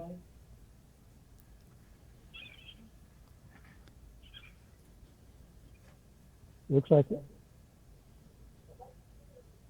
All right. Okay. I see some screens of scenery, but no people in them too. So I'm going to hand it back off to, we'll make full circle. I'll hand it back to Rick. Are you there, Rick? I am here. All right, let me hand it back off to you. I think that you did part of your I Ching. Not sure. Whatever you want to do next. Okay, well, what you just said was very good, and same with Elisabeth, because I think we're all touching on the subject of energy, of your own energy, how your energy flows, how you can touch your energy. Let's go one step different. We were talking about touching points. Let's talk about thinking about points, focusing on points with intention. It's a little bit different, not that easy, but you can do it. For example, everything that we've been talking about today can be done through intention as well. This takes more practice, but it's also a fun practice to do because it's a challenge. For example, if you take your palm, let me go on this. So let me stand up, move this out of the way. Okay, so if you take your palm and now think about your palm, in other words, put your palm like here so it's not vibrating on its own, because if you hold it this way, the blood will flow out and it'll start tingling. But just put it about here. Now look at your palm. At first, just look at it. Do you see anything happening when you look at it? This is a test. We're going to try you at the end on this. Anybody see anything changing? Just by looking. You're focusing on the palm. Don't think about much of anything else, just your palm. Can you see anything? Can you feel anything? Getting warmer and tingling. Warmer, tingling. How about color? My palm is turning more red, and then the capillaries open. Like yep. Yeah, you feel it turning red, right? Yeah, it's turning red. I don't know if you can see on. Watching. My palm got pretty red. Because you're thinking about it. When you think about something, you're actually moving energy that way. So, for example, there's a couple of exercises you can do that are real, not that easy. Let's say you don't have to go to the bathroom. You don't have to pee. But here's an exercise. Go to the bathroom and try to pee when you don't have to. The reason why that is really difficult, you've got to focus, literally get your brain focused on that area, on the bladder, on the genitals, so that you can go. If you don't have to go, it's like, I don't really need to go. If you go to a doctor's office and say, you have to pee in the tube, I don't need to pee. So you have to figure out, how do I get it in that tube? Same idea. You're thinking about it. You're moving organs to give you what you want. So for example, that's one exercise. Try that and see how hard is it? How long does it take for you to get there? Now, if you're sitting on the toilet or whatever, like an hour, okay, that's cheating, because by then you'll probably have to pee anyway. But you're trying to do it with your brain, with your mind, with your focus and intention. If you feel, let's say you want to feel any part of your body, you can focus on that part of the body. For example, some of the points that Richard was talking about, like your conception point right there. Now, that's an interesting point, because like Richard said, that also ties into depression. Well, isn't it funny that that point is right over the stomach, where serotonin is created, as well as the precursors to dopamine, norepinephrine. Those are all the neurotransmitters. They start in the stomach and they work their way up through the blood-brain barrier into the brain, into the different parts of the brain. So the Chinese, when they were figuring this out, maybe they didn't know about norepinephrine or any of that stuff, or dopamine, but they sure had a good idea of what was there, because that would trigger that. There used to be that joke saying, wasn't a joke saying, it was an old saying years ago of the way to a man's heart is his stomach. Well, that's not far from the truth. That's the way to anybody's heart, because if your stomach is happy and healthy, guess what? So is the brain, because that's where all of the pre-neurotransmitters and neurotransmitters get created. So it makes for an interesting exercise. If you can focus your energy in this area, there's a good chance you may actually feel better mentally, not just because you're touching it.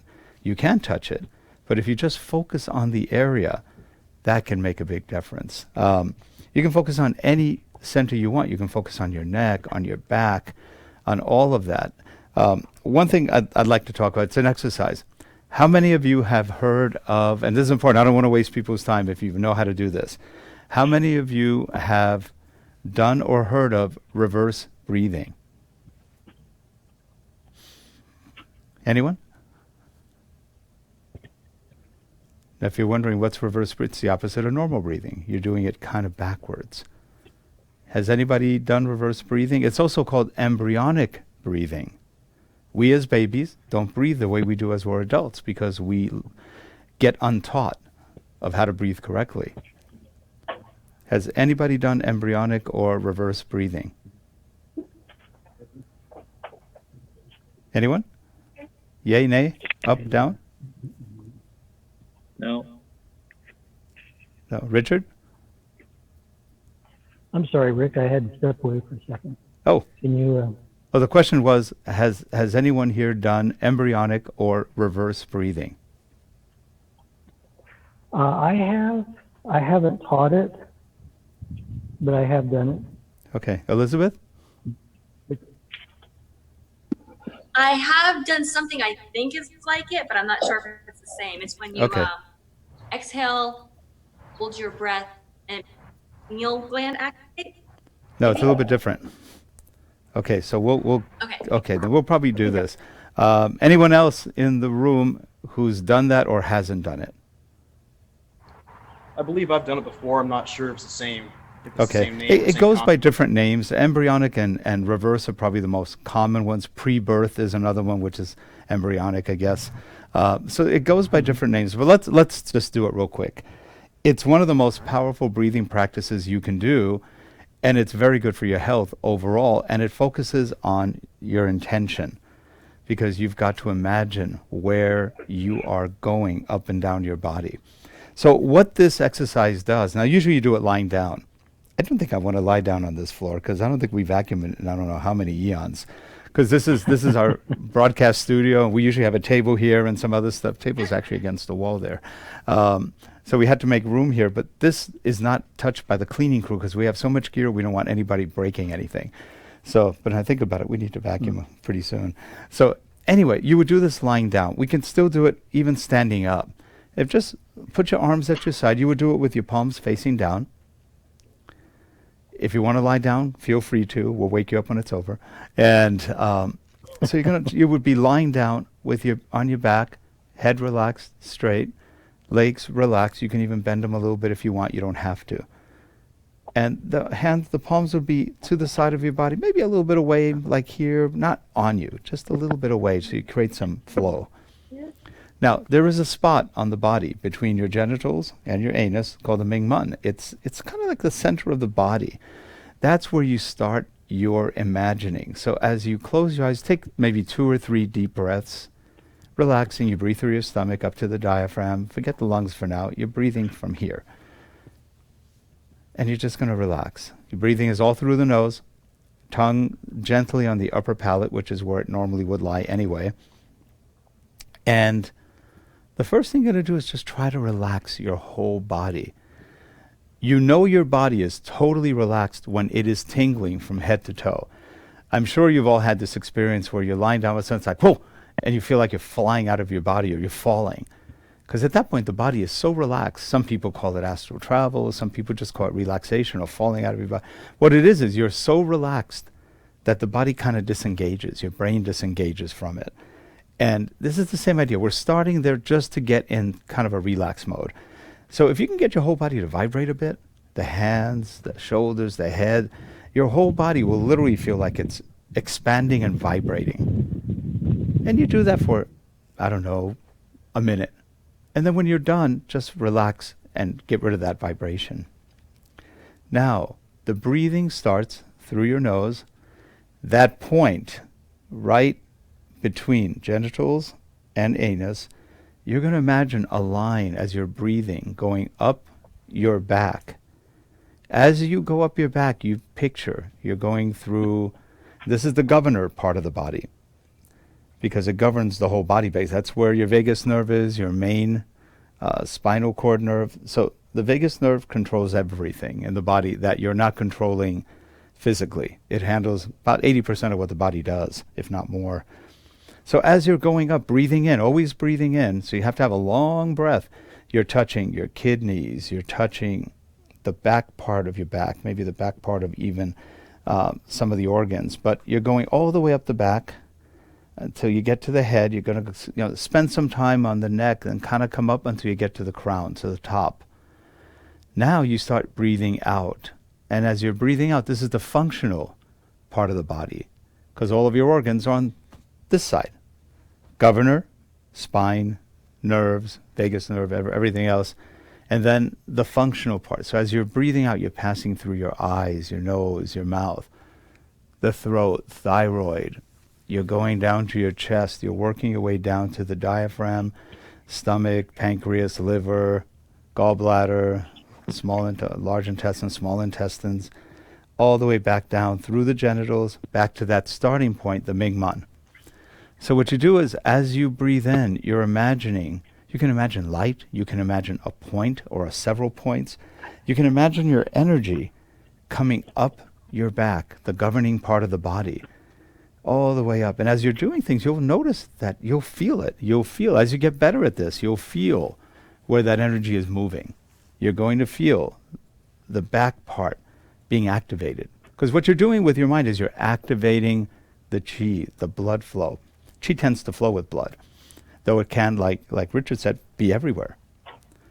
But a lot of it flows with the blood in our bodies. So as you come up to the top again, and you breathe out, now this is your the functional part, which controls all of the different bodily functions, all the way through, back again, Tantien, all the way. Tantien is the center point, a lot of energy there. Some people call it the center of the body. It's close to that. Everybody's a little bit different, but somewhere around there. All the way down and back up again. If you can do this about 5 times a night before you go to bed, you'll probably see pretty well, and you'll wake up pretty energized, because you're touching everything with your brain. The brain, everywhere you put your concentration, your focus, your intention, that's where your energy is going to go. So the brain is controlling energy. The brain is energy. The same if you're doing movements in Tai Chi. As you do your movements, you're moving your energy. If you're standing here, let's go into kind of a typical T sort of stance in Tai Chi, and you're brushing knee and hitting. Now, a lot of people like to just do that, but actually this is a snake move where you're coming up and hitting. So it's coming, hit. Now, if you just hold that position, arms relaxed, keep that ball, that tennis ball, under your armpits. What do you feel in this position? Your legs are both slightly bent. Can you feel anything? Anything in particular? It'd be kind of it's almost like there's something springy or spongy under the arms. Yeah, that's kind of, it's a Kind buoyant of feeling. You're up. kind of floating up almost. But as you're also doing this, your shoulders are relaxed. You're not tight, but you're not limp. A lot of people do very limp Tai Chi. That's not Tai Chi. That's just bad. You need to have a little energy. Just because you're slightly tense doesn't mean you're not relaxed. You're moving the energy. A good Tai Chi practice, at the end, you're vibrating. Your arms, your legs, your hands should be all zzz, because you've moved all of that energy around your body. So as you move, this should be active as you're moving. This should be active. Your feeling of buoyancy, of tight. I've had some tunes who wanted to learn how to absorb hits. And it's the same idea. If you put yourself in that kind of buoyant position and somebody hits you, you probably won't feel it much. Especially if the brain's not afraid. They can hit you and it's like, doesn't hurt much. And you don't have to kill yourself to do that. It's pretty amazing how the body can actually defend itself in many ways. As you come in, for example, feel the stomach tighten a little bit. The Tantien automatically retracts and then comes out again. And you could feel that energy contracting and expanding. Contract, expand. So as you breathe out. So, and this is part of alignment in Tai Chi, where things happen together. You can't just go, you might push somebody, but you're not going to get that far. If the body goes with it, or if you step, you're going to get a lot more energy out of that. But as you're moving, like if you're doing,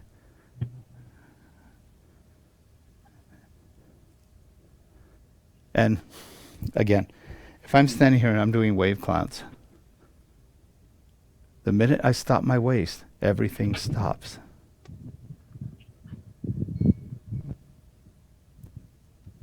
So if I move my waist, it goes. If I stop, everything stops. So again, your waist is moving everything. Slow or fast. Has to be in conjunction with the waist, leg support. All of these movements are relaxed but not dead.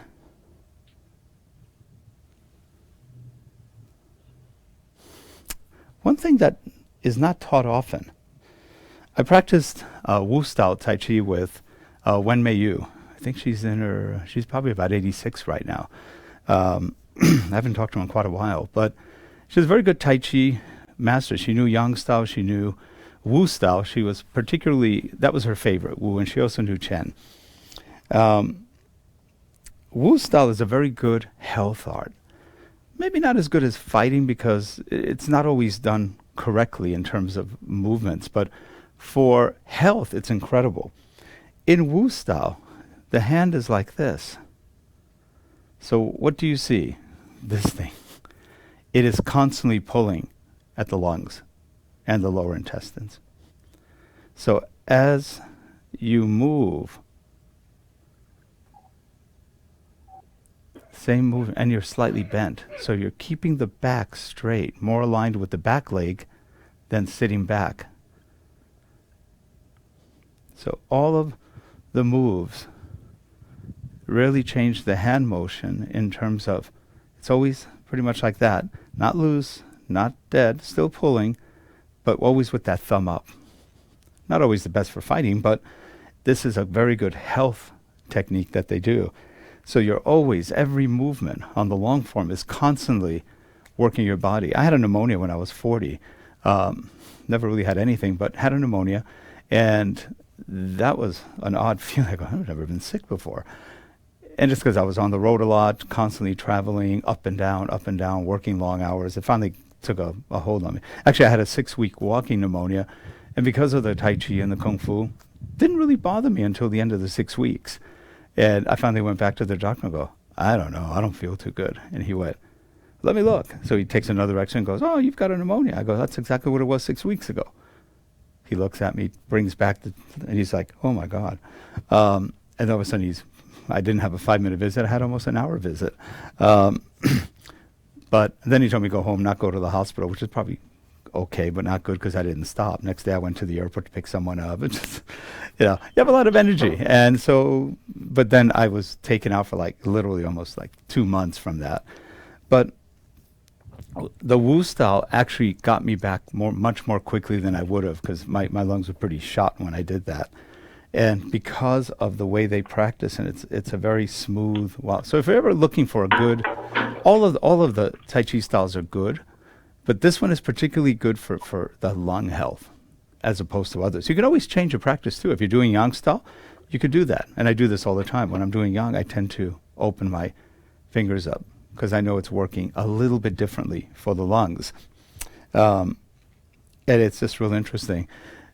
Richard was talking about, getting down on, to try to do your splits and stuff. And one thing a lot of Kung Fu people do, martial artists on a whole do, and it's wrong. We all do this at one point. I got corrected in my early 20s by a professional ballet and modern dancer.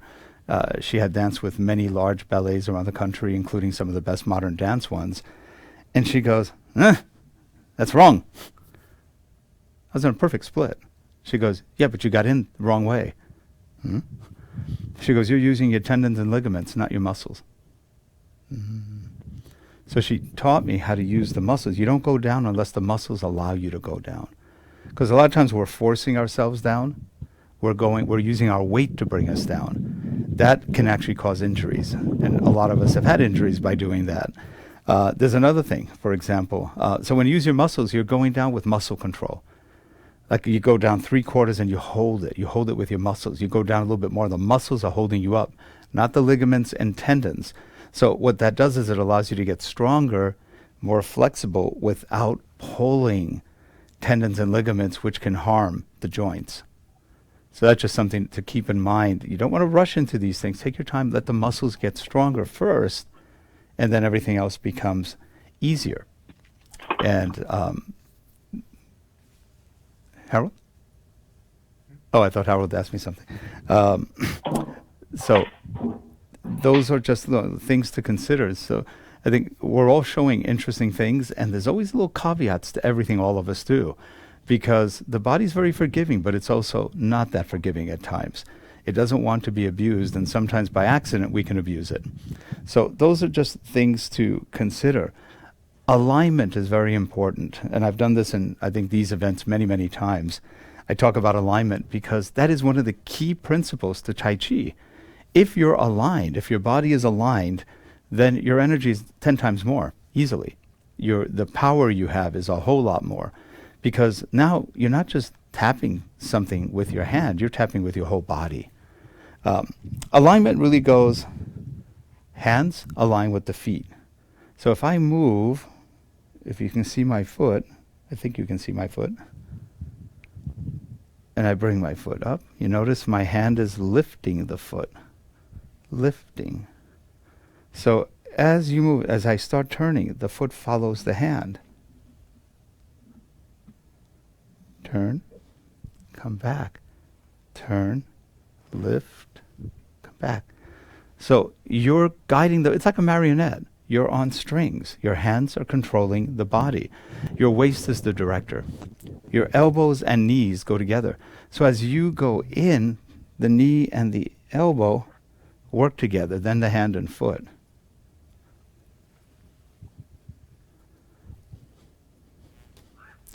So all of these moves are coordinated. Hand, foot. I turn. So as you do this, in the beginning you're thinking about it. Alignment's a funny thing, because right when everybody looks really dorky. So we look Frankensteinian when we do that. But as you get used to it, it just becomes a natural way of moving. Everything you do is just naturally done just by experience, muscle memory. The more you can create muscle memory, the more easily your body will fall into the right alignment. Excuse me. So any move you do, if you're coming in, I'm moving in. My elbow and knee, left knee, right elbow are moving together. I'm turning. My waist is controlling. I'm pushing. Now my right knee and elbow are combined. They can switch depending where you're at. As you turn in, I'm pulling. So notice the hips are moving. So this is being controlled by your waist and the hips.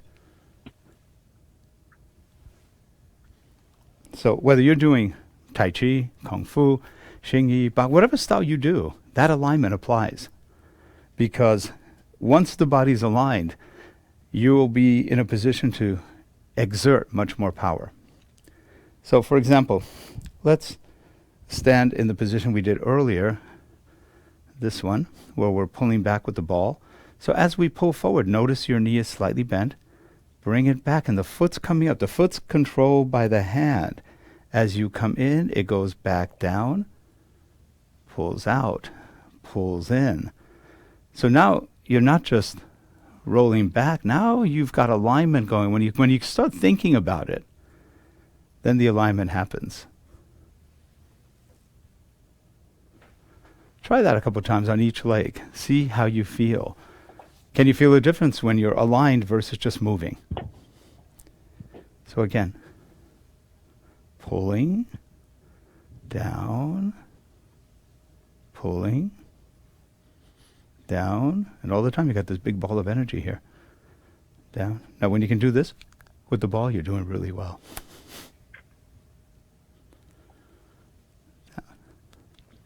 Any questions on that?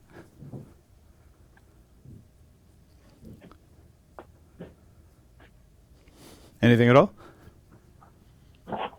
Great animation. Thanks. So things to I think consider you had when you're shown doing it to me one time, Rick, and you called it the 3 harmonies, wasn't the it? 3 harmonies. Yep. And there are 6 harmonies. There's more things that align, but the reality is the main alignments are the 3 harmonies: the hands to feet, elbows to knees, and the waist as the director or controller of it all. You know, any move you make, if you go to shake someone's hand, bring your hip up. You know, it's just a natural, you'll have a lot more energy this way. But anyway, if you pull back, the hip pulls back, the alignment. If you step back, the foot and the hand go back together. So whether it's martial arts, kung fu, karate, whatever you're doing, the alignments will still apply because that's how you focus energy. And keeping in mind that your waist is very powerful because everything comes from that. It's all waist. I remember one time you launched me across my backyard. Yeah, but I paid you to do that. So you That's- showed me how to. Anyway. Yeah, you paid my medical bill. Yeah. And you have to be careful when you demo things like this because you can actually hurt somebody. A lot of times when we're well aligned, it's amazing how much energy you can generate. So you have to be careful. You can easily knock someone over, push them back, and you're not even thinking about it. It just happens. I was invited to teach at a karate class where I was also teaching Tai Chi on weekends. And so I had all the black belts there, and they're young guys, and they're all like, yeah, let's go. Of course, I was younger than too. I think I was probably maybe 50, probably about 50. So that was about 16, 17 years ago. And one of the black belts, he's a little taller. I'm 6'2". He was probably about 6'3", 6'4". He was probably in his 40s, and he was a guy that was hard to throw down, according to them. So I said, do you want to feel what we're talking? He was like, yeah. So he got into a stance, and he's a big, strong guy, and I tapped him, literally. But I was very aligned that day. And by the way, you have good and bad days. Everybody has days when you're not so aligned, other days when you're very aligned. You just hope that if you're ever in trouble, you're well aligned that day. But when you're aligned, things just happen naturally. And I just tapped him a little bit. He started going backwards and increasing speed. He probably went about 12, 15 feet and landed on his butt. He got up with a smile from here to here going, that was cool. Can I do it again? Because when you've been pushed and you do go back like that, if you don't know how to control it, you feel like you're just being lifted and pushed and it doesn't make sense.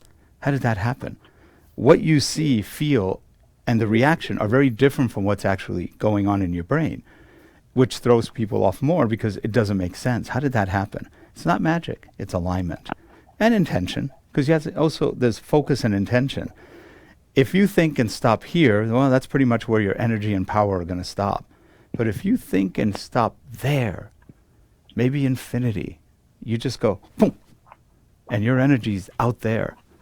That energy will go right through someone, knock them right over, because that's just the nature of energy and power and alignment, physics, pure physics. Though there is, I've been saying for years, energy, what is it? Force equals mass times acceleration. So the amount of force you have is equal to the amount of body weight plus the acceleration of that body. Well, I'd like to add one more thing to that, and that's intention. Force equals, parenthesis, mass times acceleration, parenthesis, and either plus or times intention. If our intention is really strong, we can move somebody pretty far. you can do amazing things. If our intention's weak, maybe not so much, because intention is part of your own belief system. Can you believe you can do this? Your alignment's good, but do you have the intention to really do what you need to do? And that's part of what intention is. It can be used very easily if you have it. And you develop it by practicing, by thinking, by constantly trying to align yourself, figuring out where you are. You know, if you practice with people, practice with them. Try to see how far each of you can push each other, just to see, or grab each other, move each other, whatever. Intention is a lot of why we can succeed as martial artists to do certain things. You know, somebody punches and you grab it and boom. Well, part of it is physics. You've grabbed, you've torqued, and now you've gotten the arm. But part of it is that intention at the end, where without even having to go down, you can take, plant that person right into the ground. I did a Tai Chi, actually it was a Kung Fu and Tai Chi demo once when I lived in Argentina. And it was really funny because it was a philosophical foundation where I also taught martial arts. And the population, the audience, was kind of a typical California type audience. They're really easy, laid back. And we were showing applications. Well, they're not the nicest things to look at. They're violent. It's an application that you're actually taking somebody out. The audience is like, oh my gosh. And by the way, we got no new students out of that because they were all just aghast. But that's a martial art. We're not practicing to make believe. You're practicing if you ever have to use it, which hopefully you never do. But the moves, they couldn't understand how they could be so violent. They weren't that violent. A lot of it is using the other person's energy against themselves. And that's part of alignment, part of knowing how to move somebody, how to trigger them into different places. And the other thing was how easy it was to knock someone, push them back far. And that made people go, wait a minute, you just did that and you just kind of moved in and that person's 20 feet away. How? Alignment and intention. It's both. If somebody pushes on you and you just absorb and don't go anywhere, that means they're either one, their alignment isn't that good, their intention's weak, or they haven't put the two together. So it takes a while to practice it. I had one student after about 3 years saying, you're not as fast as you used to be. And I said, no, your eyes now can see it. He left going, because I hadn't changed. His perception changed. So if all of a sudden you can see something that you didn't see before, something must have happened. He's slower. No, your perception's faster. I mean, you could be slower, but in this case, the perception was faster. The understanding of the intention and everything else. And that's why we practice push hands. I'm not a big push hand lover. It's okay. But there's other exercises you can practice to develop that feeling so that you know when somebody's there. One thing we were taught always was hide your center. So as people are pushing, they can't tell where your center is. And if they can't tell where your center is, they don't know how to uproot you, how to move you.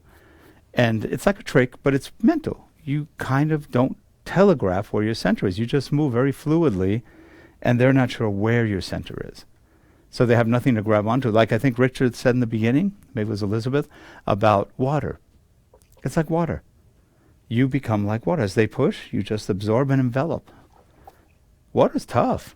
Water can mess anything up.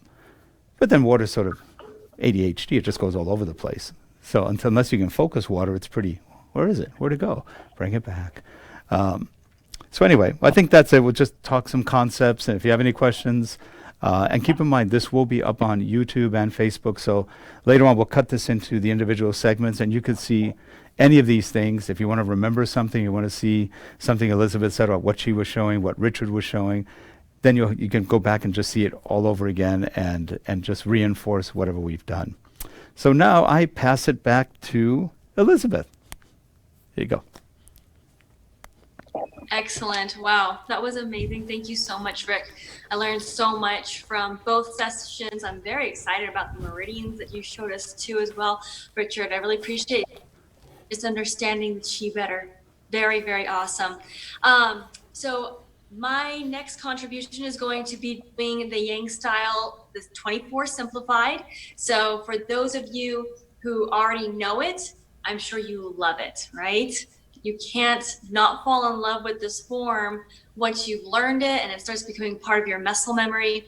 I know that's true for me. I start almost all of my martial arts routines, because of course I'm Southern Shaolin Kung Fu as well, with the Tai Chi and the simplified form.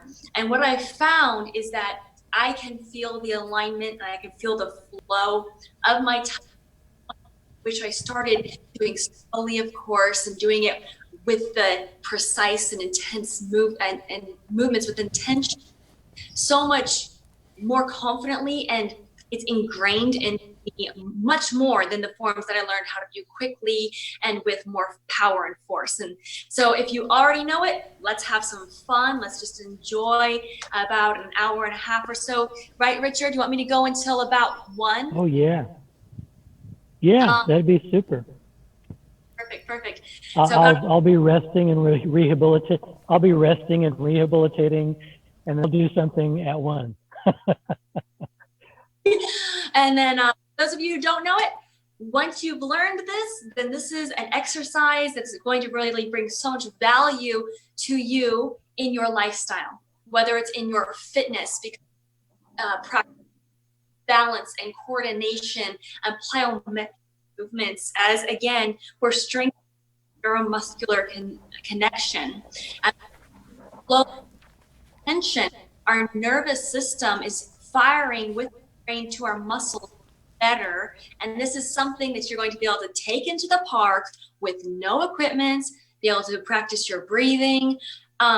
I personally add a little bit of dynamic tension sometimes into my routine, because my energy feels like that's the way it wants to flow that day. So you can kind of play around with it that way. So what we'll do is we'll start off with a few of the form moves as exercises. Again, just work on cultivating our chi energy again, because it's going to be a bit of a lesson standing up and doing some exercises. And then we're going to go ahead and break down the form into smaller pieces. Let me know if you have any questions. I want to make sure that you understand. And we're doing the best we can, of course, through the Zoom, which is amazing. We can all do World Tai Chi Day after all. But of course, maybe you'll miss something here and there, and I'll be happy to answer your questions. So let's go ahead and just start with some breathing exercises. This Tai Chi form is highly dependent on the making of the ball. So we're going to make the ball just in front of you. You want to that nothing is blocked, that nothing is hyperextended.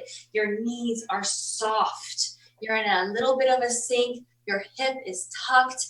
Your head is floating. Okay, so there's a point. If you put your hands in your ears and you go to the top of your head, it's called the Po Wave point. And those of you who have handled infants know that at the top of an infant's head, there's a little dip.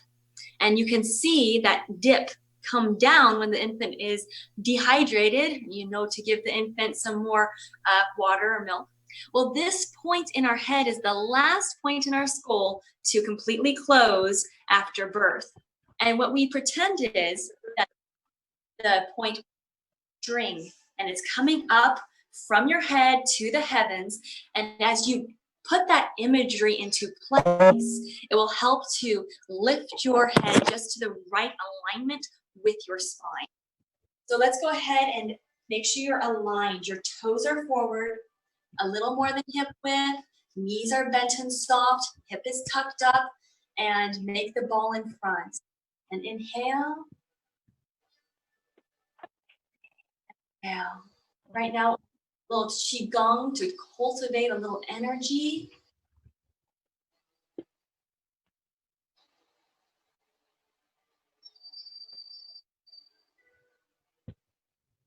Inhale deeply. And exhale. And think of your body being filled with each breath. Think of your body being filled with positive chi. And as you exhale, think of any negative chi leaving your body. And you can, as you feel that energy between your hands, you can kind of rotate the ball. Like your energy ball is becoming hot. You need to switch the positions on your hands.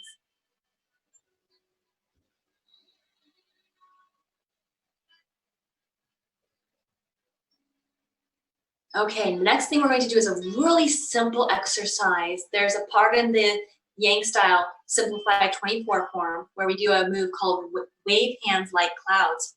And just like Rick and Richard have been talking about, you're wanting to move your body by using the shifting of your weight or the twisting of your waist.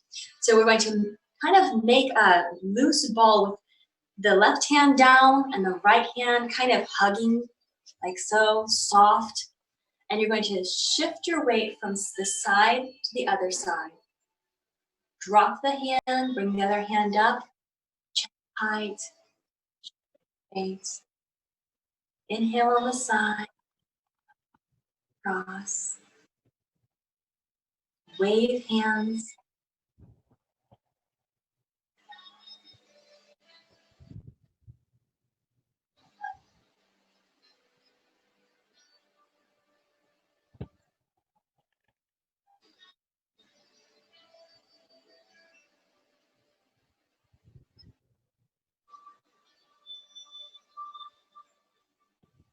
Let's do it 4 more times.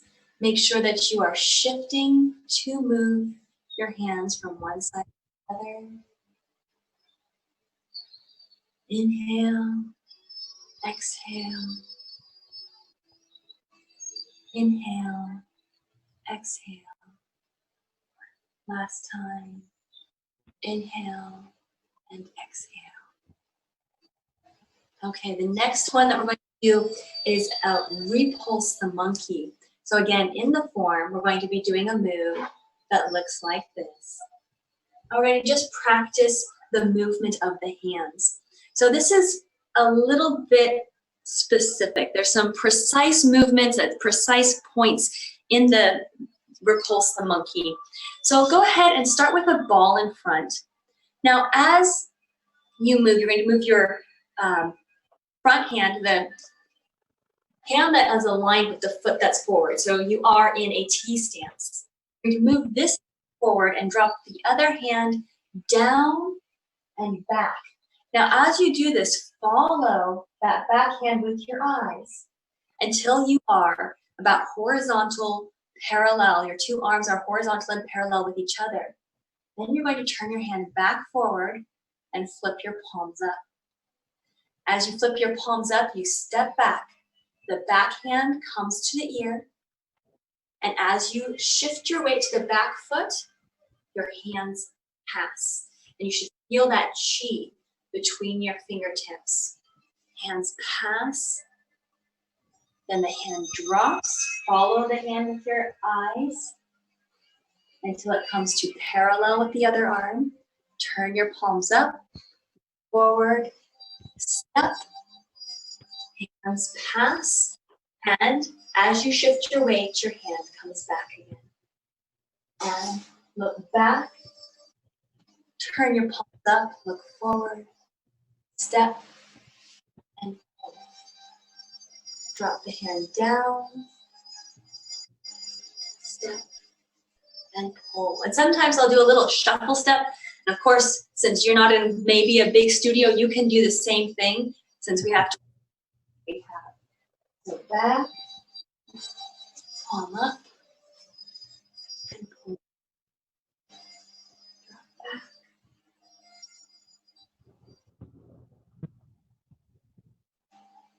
Now this is going to be an inhale until you turn your palms up, and then an exhale as you push away. Inhale, turn the palms up, and push away. And yes, there's absolutely that martial application to this, where you are doing block and push of your opponent who is attacking you, self-defense. Follow the hand, palms up,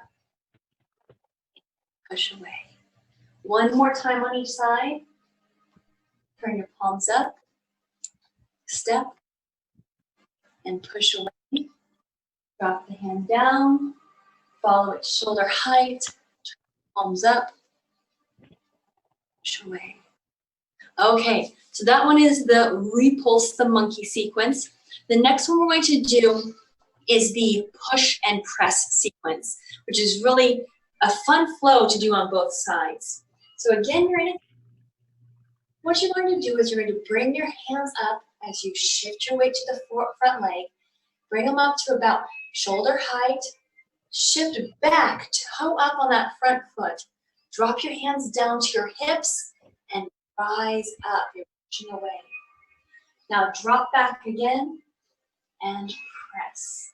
And what you're going to do is you're going to put your, let's see here, the leg that is back is going to have the hand that is in front horizontally, and then the leg that is forward, this hand's going to be palm up and fingers up. So you make key to create forceful, more strong, push with more strength.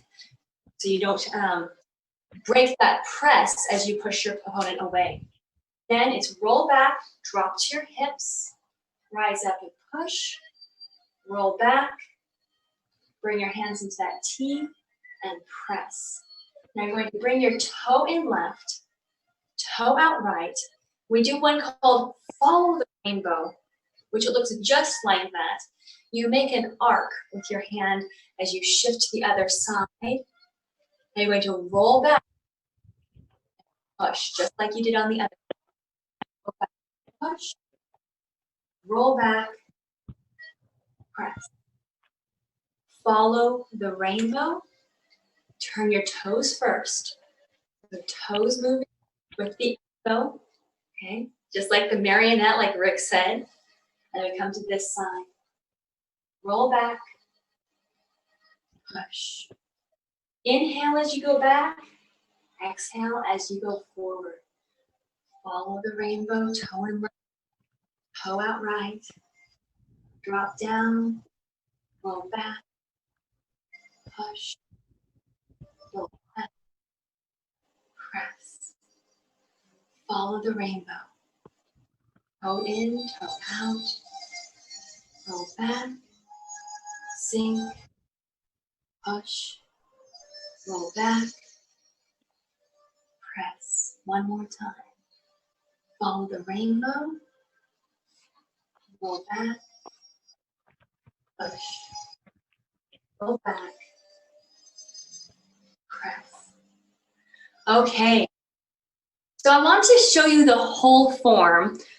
Not sure if I'm going to be able to get the whole form on the screen, so I'll do the best I can using shuffle steps, but we have to do what we can with the camera. So you get an idea of what the whole form of the Simplified 24 looks like in its entirety, breaking it down into sections. So I'll go ahead and do my best to shuffle steps. Know that sometimes I'm going to be shuffling so that way I'm staying inside camera view instead of leaving camera view. And so some of that we're going to make sure is corrected as I explain each of the moves. So here's how the 24 looks. Get the whole thing through so you have a good idea.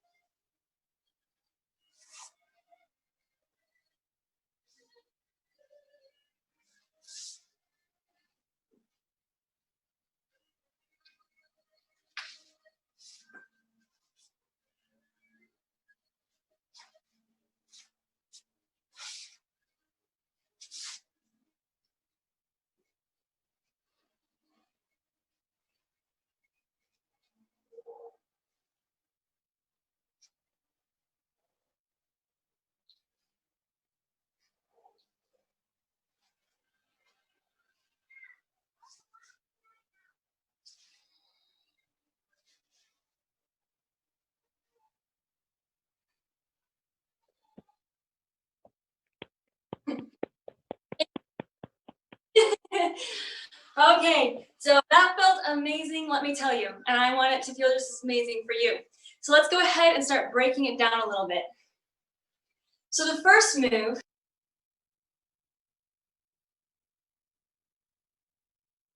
together, you might start with a bow if you're especially doing kind of performance. You sink down to where you want to keep your head level throughout the form. So not too far, of course, just to a comfortable soften of your knees. Then show all your weight onto your right foot. I know that this might be mirrored. Hope not. Is it mirrored, Richard? No. Okay. I might be able to, but I can't guarantee that I wouldn't goof it up. Identify if I'm using my right or left. So that way, if you are trying to learn this, you'll learn it correctly. And that way, this is such a cool form because it is very common. It's very popular. This is the form that you generally see people doing in the park in China. So you can identify that will help. You're going to sink on your right leg and step out to about shoulder width with your left. And then you kind of shift your weight back and forth, making sure that your toes are pointed forward and making sure that you're balanced between both legs. Then you're going to raise your hands up. This is called raise hands like clouds to about shoulder height. Then you drop your elbows back and then straighten your wrists and let them fall. Now the martial application to this is that someone is attacking from behind and you are breaking their grab. Okay, so it's very soft, very flowing. You can use it as a meditative practice. You can imagine it that your hands are being raised up by clouds floating. And this is an inhale. Inhale, bend, and as you drop, exhale.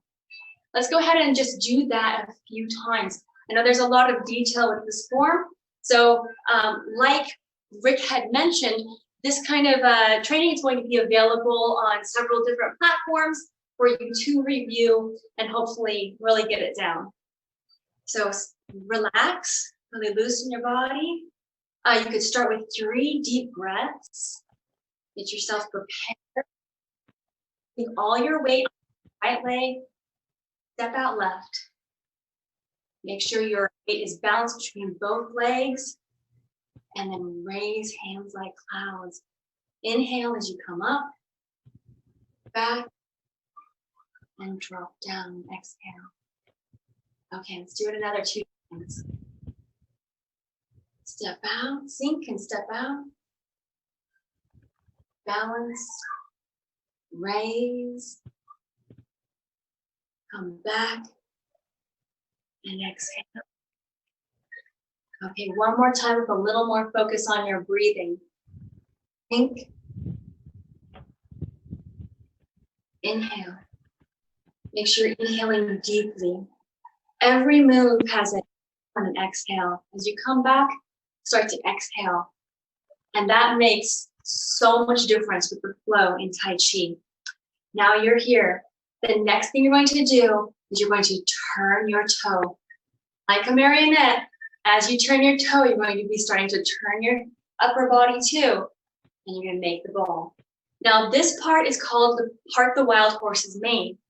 And it can be a little bit tricky. So I'm going to really identify for you which leg and which arm is supposed to be in sync with which movement. So pay close attention to that. So right toe's coming in and right hand is going on top, okay? Left foot is stepping out. You're going to be stepping heel first, thinking forward, and then your left hand is going to come forward with the left foot. So let's just do that one more time. Toe in with your right foot, right hand on top. Step left. Now you have the ball with the left hand on the bottom, right hand on the top. Step heel. Shift forward as you shift forward, the left hand comes out. And when the left hand comes out, you want the palm to be facing about at heart height, okay? It's almost like the chi from your hand and the chi from your heart are communicating with each other. And then the imagery is so beautiful with this. Like I said, this is called part wild horse's mane. So imagine that you have one of those brushes that have the strap, right? Because you don't need to hold the brush. The brush has a strap on your back of your hand, and you have the brush here. And you have a beautiful wild horse's mane in this other hand. And as you do the move, the brush is brushing the mane. And part of the reason why it's really important to remember this is that you do want these hands to pass, okay? Not like so. You want the hands to keep that chi flowing. They're passing the chi back and forth. So that's the first move. Let's go over the breathing really quick. So toe in right, make the ball on the right side with the right. Step out left. Shift onto your left. Now you're going to be inhaling here and exhaling as you're pushing away, okay? As you're parting the wild horse's mane, you are exhaling. And this could be you're blocking a punch. And now maybe you've grabbed the wrist and you are shifting and pulling away. You're pushing them away now with that forearm. It's a very powerful move because you have your body weight in alignment behind you as far as self-defense and martial application. All right, let's do that 2 times because we're going to end up doing this right foot, right foot, part wild horse's mane. So turning the toe on the right side, right hand comes on top, left hand on bottom, make the ball. Step out left and part wild horse's mane, exhale. Shift back, toe out left. As you move your toe, your arm starts to move. And now you're making the ball on the left side with the left hand on top, okay? Same thing, side is now left side, left hand on top. You step out right, shift forward, that bottom hand comes out and does the push. Well, left hand is going to drop. Okay, that again. Make the ball on the right side with the right hand on top. Step forward left. Part right is mane 1. Shift back. Toe out to 45 degrees so you'll have a very good stance. Make the ball on the left side with the left hand on top. Step right. Heel first. Shift forward. Part wild horse's mane. Left hand comes down. Right hand out. Same thing again. And we shift. So here we are here. Shift back, toe out. Make the ball on the right side with the right hand on top. Step left. Part wild horse's mane. Okay. Let's go ahead and do it from the beginning one time. Does anyone have any questions? Good? Okay. Excellent. So relax. Take a deep breath in and start with some good chi. Shift all your weight onto your leg. Step out with your left foot a little bit more than shoulder distance. Bring your hands up. Bring your hands back. Drop your hands down. Toe in right. Right hand on top. Make the ball on the right side. Step out left. Part wild horse's mane 1. Shift back, toe out, make the ball on the left side. Step forward right, part wild horse's mane 2. Now let's keep going. Shift back, toe out, the right side with the right hand on top. Shift forward, step forward left, part wild horse's mane 3. Now, with the left hand forward and the left foot forward, bring your back foot to a T, a very narrow T. half step, come into a empty stance. Now you're going to take this hand, and it's almost like there's opposing magnets. You can feel the chi as this hand moves, it pushes this hand up. You're going to pin this hand to the sky, and then drop this hand down, block the knee. Use your waist to turn your hand, and you're blocking across your face, dropping the hand down. The right hand is blocking down while the left hand comes up and blocks the face. Okay, I know that was a little bit much. Let's go ahead and do that again. So we just did part wild horse's mane, again on the left side. Half step up. Bring your feet to an empty, ball in front. Left hand drops down and pushes the right hand up, pins it to the sky. Left hand drops down and blocks the knee. Right hand blocks across the face, switches with the left hand. Right hand is blocking your knee and groin area, while your left hand blocks the face. And that is our transition move to what we call brush knee twist step. Okay, those transition moves can be really tricky, and I know that because you only do them one time for every 3 to 4 main moves. We did the part wild horse's mane 3 times. We're going to do repulse the monkey a few times, wave hands like clouds.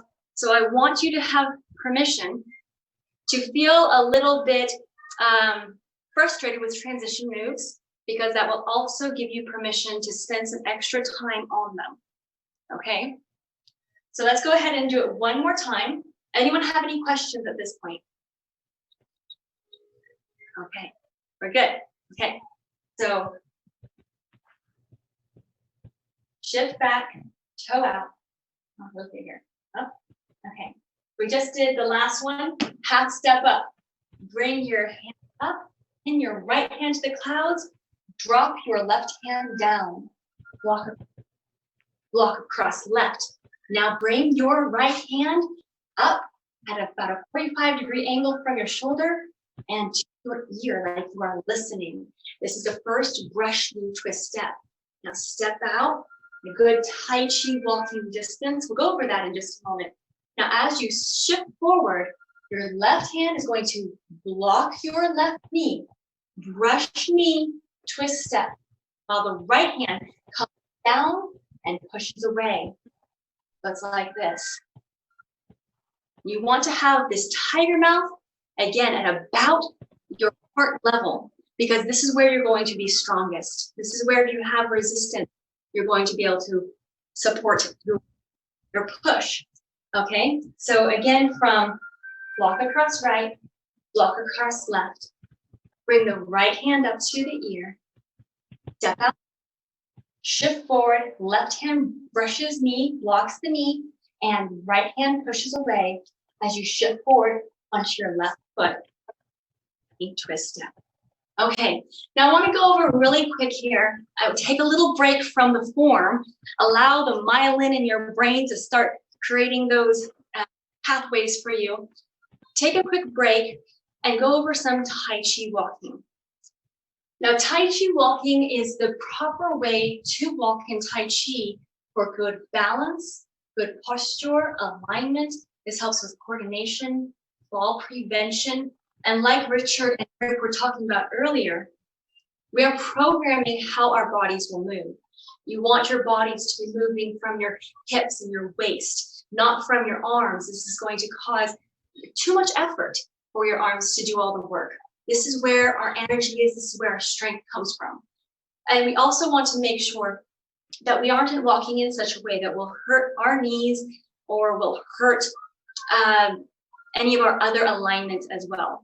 So if you can find a place in your house where you might have some lines in the floor, like I have these wood planks, that would be really helpful for you to really see how far your feet should be. You're going to start with your feet about shoulder width apart. Now shift onto your left foot and turn your right foot to 45 degrees. This allows your knee to slightly turn as well, and you're going to have better balance. And you're also not going to be breaking at a So I also am certified as the National Academy of Sports Medicine, and we talk a lot about the kinetic chain, and I want to bring that into the martial arts really quick. So you want the joints to go in the way that the joints are made to go. So kind of like a hinge.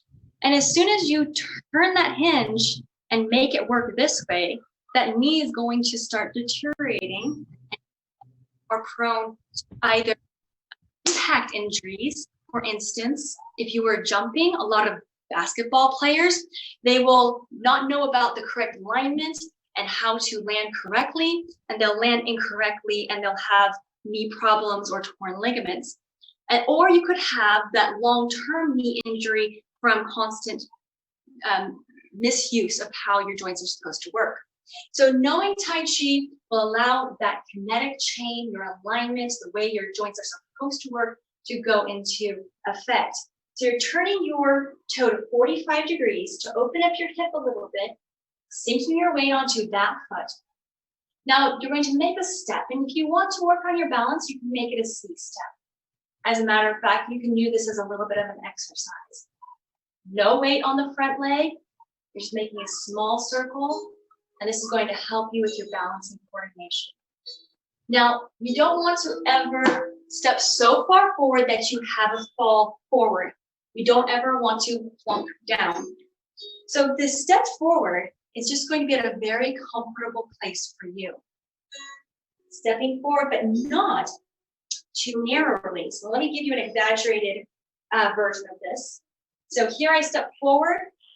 Can't even see my back foot because I'm stepping right in front. And this is crossing my hip joints pretty much. So what you want to do is step out at about hip width apart. So here I have the lines in my floor, and I'm making sure that one foot is staying on one side of the line and the other foot is staying on the other side of the line. It helps me to visually see it and engage. So again, starting with our feet forward, knees are slightly bent. You're going to turn 3 degrees, shift that foot, step out to a comfortable place, heel first, and you roll onto your foot. Now this foot, you're going to be pointed forward. In Tai Chi walking, now we're going to shift back and toe to 45 degrees, shift onto this leg, step, heel first, toe pointed forward, hip width apart, shift back, toe out, shift onto it, step, toe pointed forward, shift, shift back, toe out. This would be practice across a room until you really have it in muscle memory at least once a day. Step, shift. And practice breathing with this too. I know when we first learned these things, it's like, oh my goodness, there was 20 things that she said to do. But as you start getting into your muscle memory, you don't even have to think about doing it. Take, inhale, exhale now. Shift back, start inhaling, and exhale as you come down. Okay, so Tai Chi walking is one of the absolute fundamentals of Tai Chi. And we want to definitely be using these kind of steps throughout our forms. And there are small variations, but having the foot turned out to complement where the body is going to move, as well as making sure that our stances aren't too narrow, are fundamentals and are pretty much throughout martial arts. All right. Who's ready for a little more 24? Yeah? Excellent, excellent. Yeah. Stay hydrated. Make sure you don't faint on me, especially with all the heat. Make sure you're getting your electrolytes in, right? It is going to be a hot summer. All right. Let's go ahead and start from the beginning, and I'll add a few more moves at the end. Together, relax the shoulders. Inhale. Exhale. Shift all your weight onto your right leg. Step out about shoulder width with the left. Point your toes forward. Sink your weight comfortably. And then inhale as your hands come up. As you get to the shoulders, hands in, and exhale as you go down. Slow and control. Now toe in right, making the ball on the right side with the right hand on top. Step out left, heel first. Nice and comfortable, control, like in Taichichuan. And shift your weight onto the left leg as the left hand comes and pushes. Start wild horse's mane 1. Shift back, toe out. Make the ball on the left side with the left hand on top. Shift onto it. Right, hopefully, heel first. Roll forward and push with your right hand, right foot in front. And again, shift back. Right hand on top. Forward. Left. With the left hand forward. So then bring up your right foot a half step. Come into an empty stance with the left hand on top. Now, like two opposing magnets, your left hand is going to put the right hand to the sky, in it to the heaven, and lock your knee. Lock your left knee with your left hand. Now, turn your body to turn that right arm across your face, walk across the face, walk across the right hand up and back. Not hyperextended, just extend it a little. And bring your right ear, step forward left. Left hand comes down, walks your left knee as your right hand pushes. Brush knee, twist step 1. Shift back, toe at left, 5 degrees. Hand is coming to the left ear. Step forward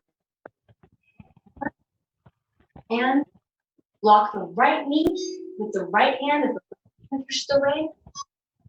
Twist 2. Back. Turn your toe 45 degrees with your right foot. Shift back to left. Turn your toe with your right. Drop the hand down.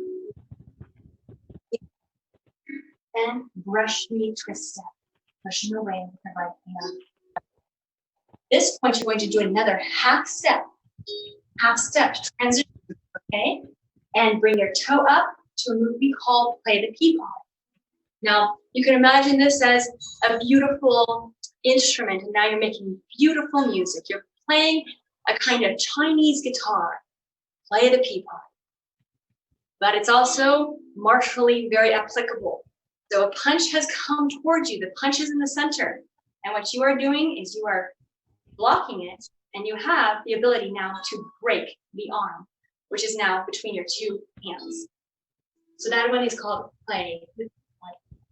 Let's go ahead and practice the brush knee twist step sequence a few more times. We'll play the peapod, and we'll start again from the beginning. Anyone have any questions about brush knee twist step or play the peapod mood so far? Good. Let's go on. All right. So we pin our right hand to the sky, left hand blocks the knee. Walk across right, look left. Right hand comes up and to the right ear as you step out with the left. Shift onto your left leg, push with your right hand, block the left knee with the left hand. Brush knee twist step 1. Shift back, step right, push left, block right. Brush knee twist step 2. Shift back, left, block left. Brush knee twist step 3. Half step up right, play the peapod. Left foot is empty, left hand is on top and foremost. Right hand is back a little bit. All right, from the beginning. I personally think it's most helpful to break down a form and understand each component before I try doing the whole thing in all of its entirety. And I hope that that works for your learning style too. Of course, you can always look at the demonstration if you just want to follow through and start it more or less by osmosis by just doing the whole thing through. We'll be doing it again together, the whole thing through at the end for sure. So again, with your feet together, make sure you're not holding any tension in your body. Inhale. Start with some good chi. Exhale. Shift all your weight onto your right leg. Step out with your left. Balance your weight between the 2 feet. Raise hands like clouds. Inhale as your hands come up. Come to the shoulders. Come back. Exhale as they drop down. Make sure you're doing good posture alignment. Your right toe in. Comes to the top and makes a ball. Left foot goes to an empty and step out. Left hand comes out, right. Left foot side, the left hand.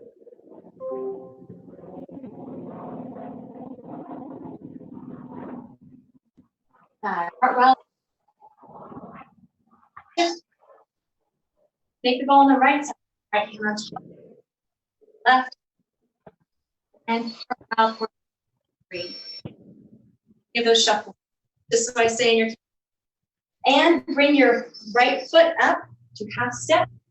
Come into an empty hands with the left foot. Make the ball and then push that right hand up. Pin your right hand to the heavens and block the knee with the left hand. Bring your right hand across, then drop it down. Bring your left hand across, then drop it down as your right hand comes to your ear. Step forward left, block left, push right. Shift back left, bring the left hand to the ear. Step right, shift forward, and brush knee twist 2. Forward left, brush knee, twist step 3.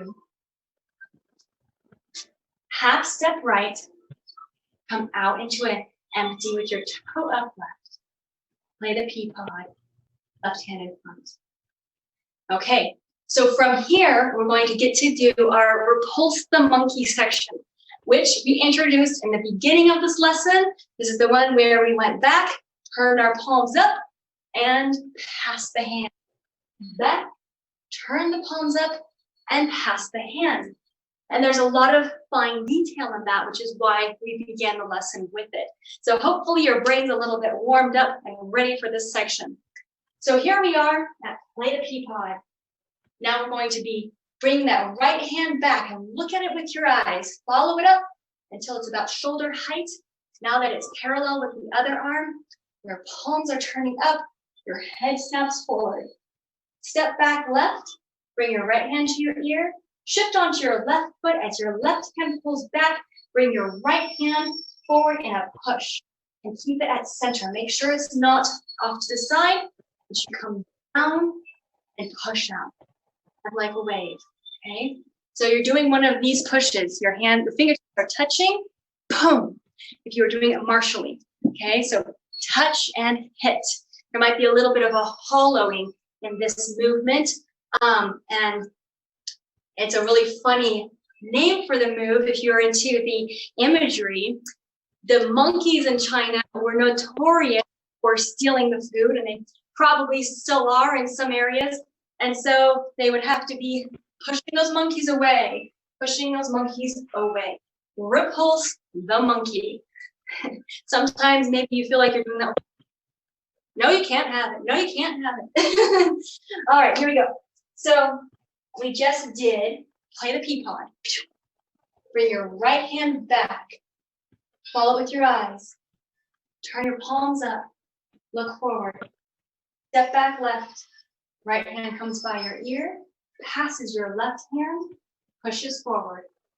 Now you're going to follow your eyes with your hand going back. Turn your palms up at shoulder height. Snap your head forward. step back right as your hands pass. Repulse the monkey 2. Follow the hand. Do you have a question? We're good? Okay. Turn the palms up and repulse the monkey. One more time. Repulse the monkey 4.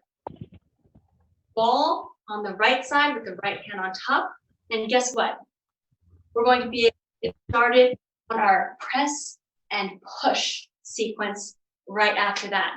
But first, a transition move.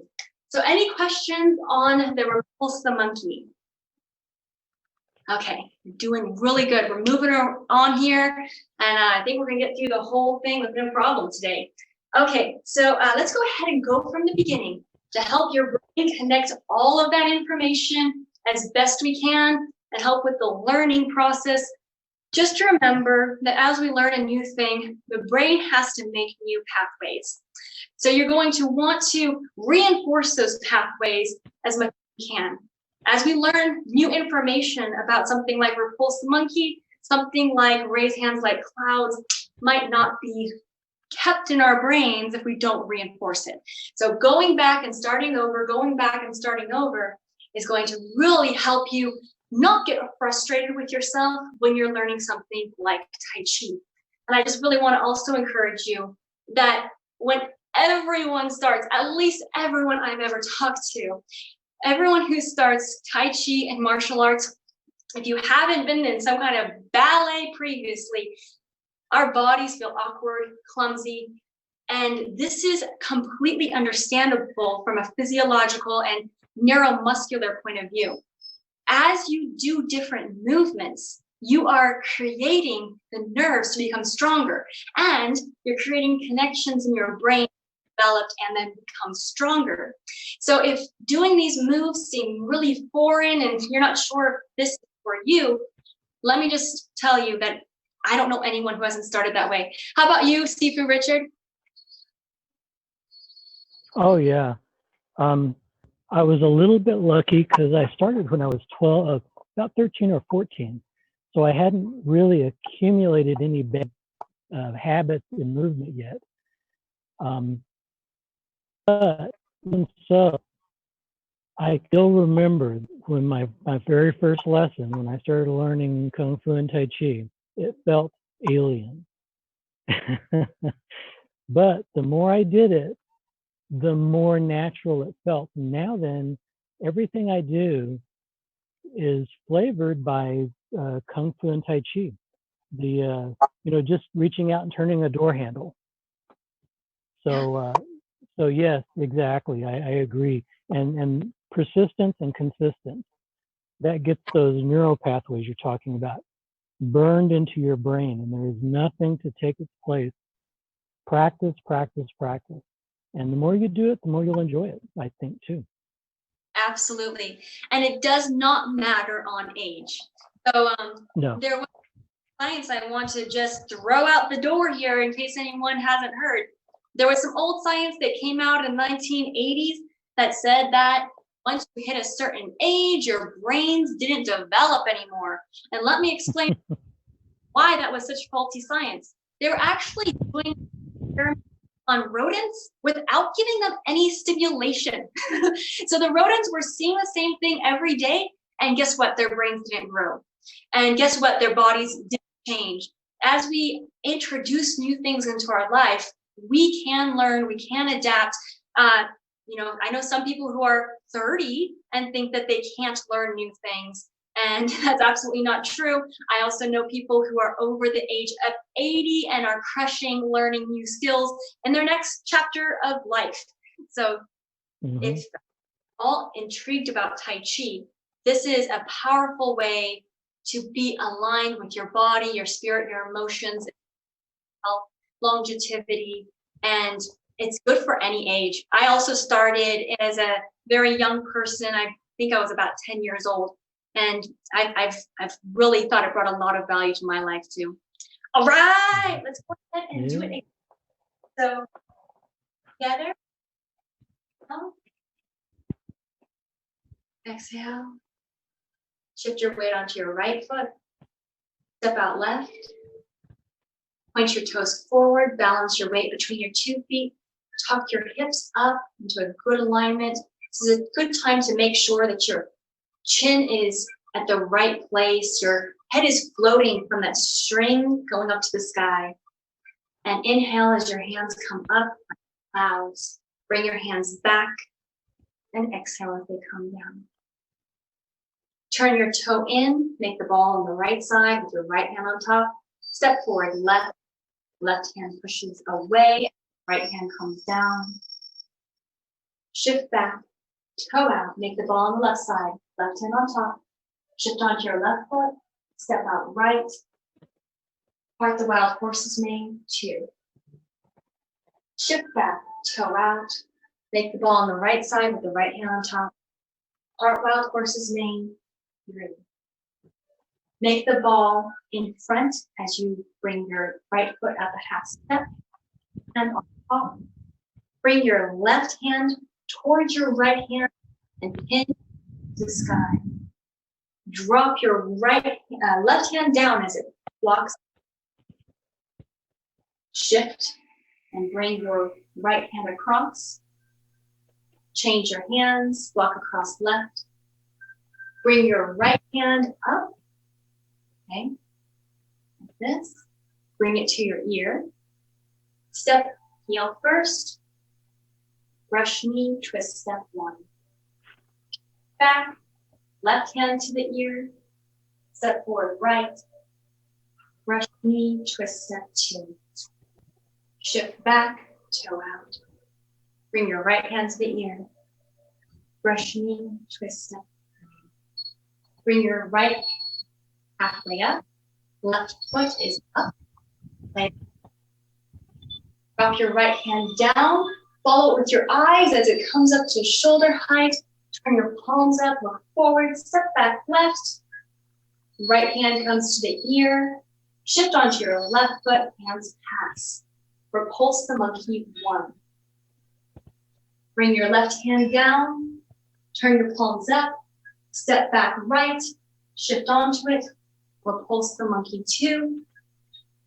Bring your right hand back and down, turn your palms up, step back left, repulse the monkey 3. Bring your left hand down, palms turn up, step back right, repulse the monkey 4. Make the ball on the right side with the right on top. Now we're going to keep going. Step out left, shift onto your left foot, push away with your forearm. Now you're going to reach up, we're going to grab sparrow's tail. This has a lot of powerful martial application. If there is a punch coming at you from here, you can up the shoulder and the wrist. You can grab or you can just hold it with your chi, with the energy that's coming towards you, and you redirect by shifting your weight. And this person who is punching at you from pretty much behind you is going to probably fall right over your hip, and you'll have practically flipped that person. So shift. Now you're going to bring your hand down. Right hand comes vertically. Left hand comes horizontally. Together in a press. Shift forward on the left leg and push them away. Roll back. Come down to your hips and rising push again. This is a fantastic push. And if you are in a situation where you have to use some self-defense, using the rising power of this Tai Chi move is going to make pushing someone away feel almost effortless because you are rooting into the ground and you're using that rising energy from your center and your alignment to uproot them. Okay, toe in left, toe straightened out right. Shift onto your right foot as your right hand makes an arc. Follow the rainbow. Make the ball on the side with the left hand on top. You're in an empty here with your right foot about to step. Shift forward right. Push away with your forearm. Reach up, grab Pharaoh's tail, roll back. Now bring your left hand, right hand horizontally. Put them together into a press.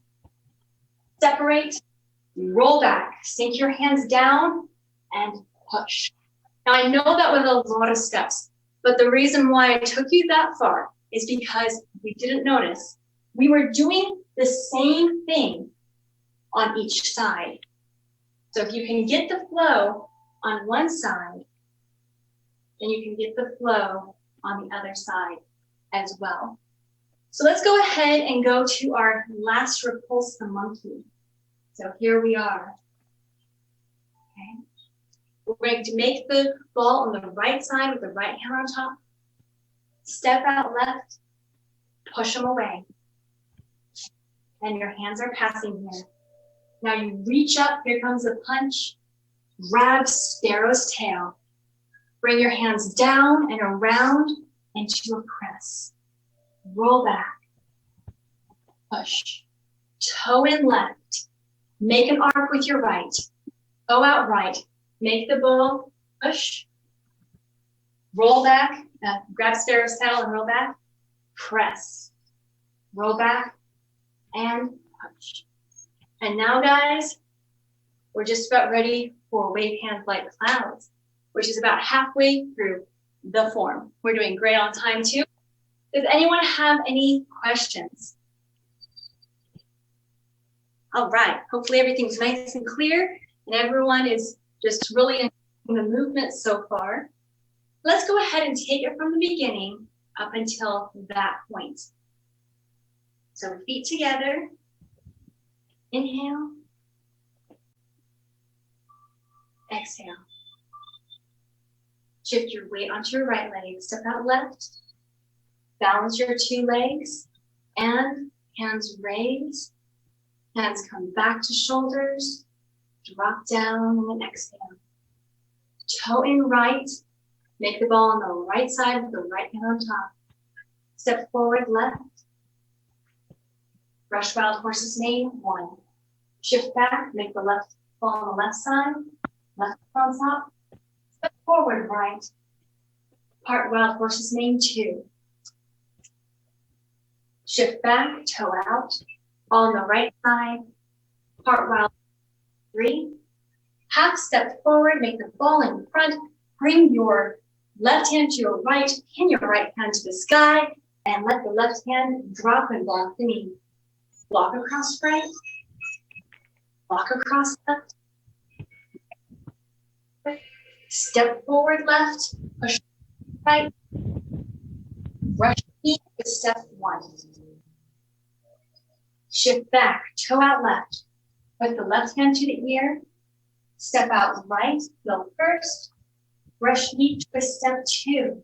Shift back, toe out. Right hand comes to the ear. Brush knee, twist step 3. Line up half step and play the peacock. Now you're going to bring your right hand down. Follow it with your eyes. Shoulder height, palms up, step back left. Bring your left hand back. Right hand passes. Repulse that monkey 1. Left hand back. Palms turn up, step back right. Repulse the monkey 2. Hand comes down, turn the palms up. Repulse the monkey 3. One more time. Repulse the monkey 4. Make the ball on the right side with the right hand on top. Step forward, left, shift onto it, push away. Grab sparrow's tail. Bring your hands together, press. Separate hands, bring your hand down to the hip and push. Toe in left. Follow the rainbow, toe out right. Make the ball. Push. Reach up, grab sparrow's tail. Bring your hands together, press. Roll back. Okay. This next move, you want to really feel the whip. Think about the dragon's tail, right? How the dragon would be serpentine, that whipping movement. Because here you are at the push. And you're going to want to bring those hands around in a circle with your hips to get into what we call the single whip, okay? So we'll do it slowly first. So here we are at the push. Now you're going to shift your weight back. Turn your toe in, and your hands are starting to come across your body as you shift your weight onto this left foot and turn the toe out. Now you're going to bring your hands from this side, bring your weight back to the right. Fun, right? So push, toe in, toe out, circle around, and then you make the crane's beak with the right hand, and the left hand is ready. Now as we step out left, so single whip, the back hand is a crane's beak, and the left hand, in this case, is going to be that lion's mouth. So one more time. You just pushed. Toe in, toe out, circle around, make the crane with the right, and get ready with the left. Now we step out left, and you push them away. I'm going to do it one more time, a little bit less exaggerated because it is still very flowy Tai Chi. So roll back and push.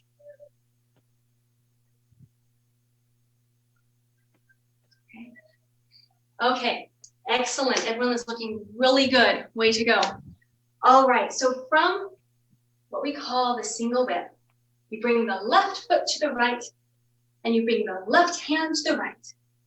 And it's like you're going to release, okay? And then we start our wave hands like cloud sequence, which is, I think, the simplest part of this form. So if your brain is kind of feeling fried right now, and it's grinding its gears, here's a really easy part of the form. So you're up, you drop, and the right hand comes down. Again, release, right hand down. So it's just a quick coming together to start this next sequence. Right hand comes down, left hand is up. You're going to shift your weight to wave hands like clouds one. We're primarily on our right leg as we did that first move, because we just brought our left foot to our right to do the release. And now we're going to shift onto our left leg. Now when we get to the side, we're going to inhale, bring our feet pretty much together, switch which hand is on top. Now my right hand is on top while I shift my weight to the right side. Now I switch and I step out to about hip width apart. Inhale inside, exhale across. Inhale on the side, exhale across. We'll do this just a few more times than we have to in the form to get you really comfortable with it. So as you move towards the left hand, and as you move towards the right on top. Practice the breathing here. Exhale across. Inhale side and step. Exhale across. Inhale. Exhale. Inhale. Exhale. One more time. Inhale. Exhale. Inhale side. Exhale across. And in case you can't see, both of my palms are facing me. Both of my palms are soft. But like Rick was sharing earlier, we're not going to be limp and we're not going to be over rigid. So find that rhythm inside of your body where you can really feel that the chi is flowing and you're allowing everything to move forward instead of stopping up because of too much tension. Okay, now what are we doing here? We are doing a series of blocks. Of course, we have a hand blocking the groin. We also have a hand ready to block the face as needed. So some styles fight a lot like this. They are always ready in both positions. And this is kind of like preparing to block upper and lower halves of our body. All right, so let's go ahead and continue with the form. Does anyone have any questions about wave hands like clouds first before we do?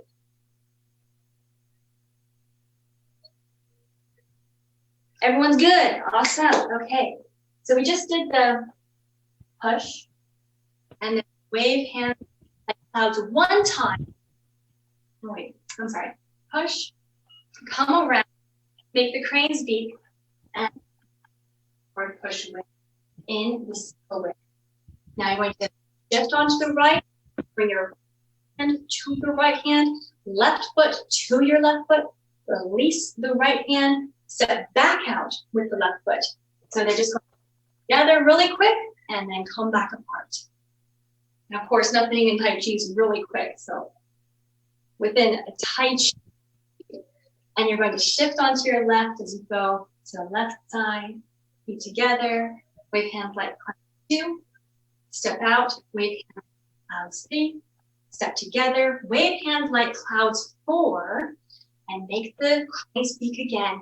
Step out in a good stance in another single whip, because this next part of the form, you're going to want to make sure you have some stability.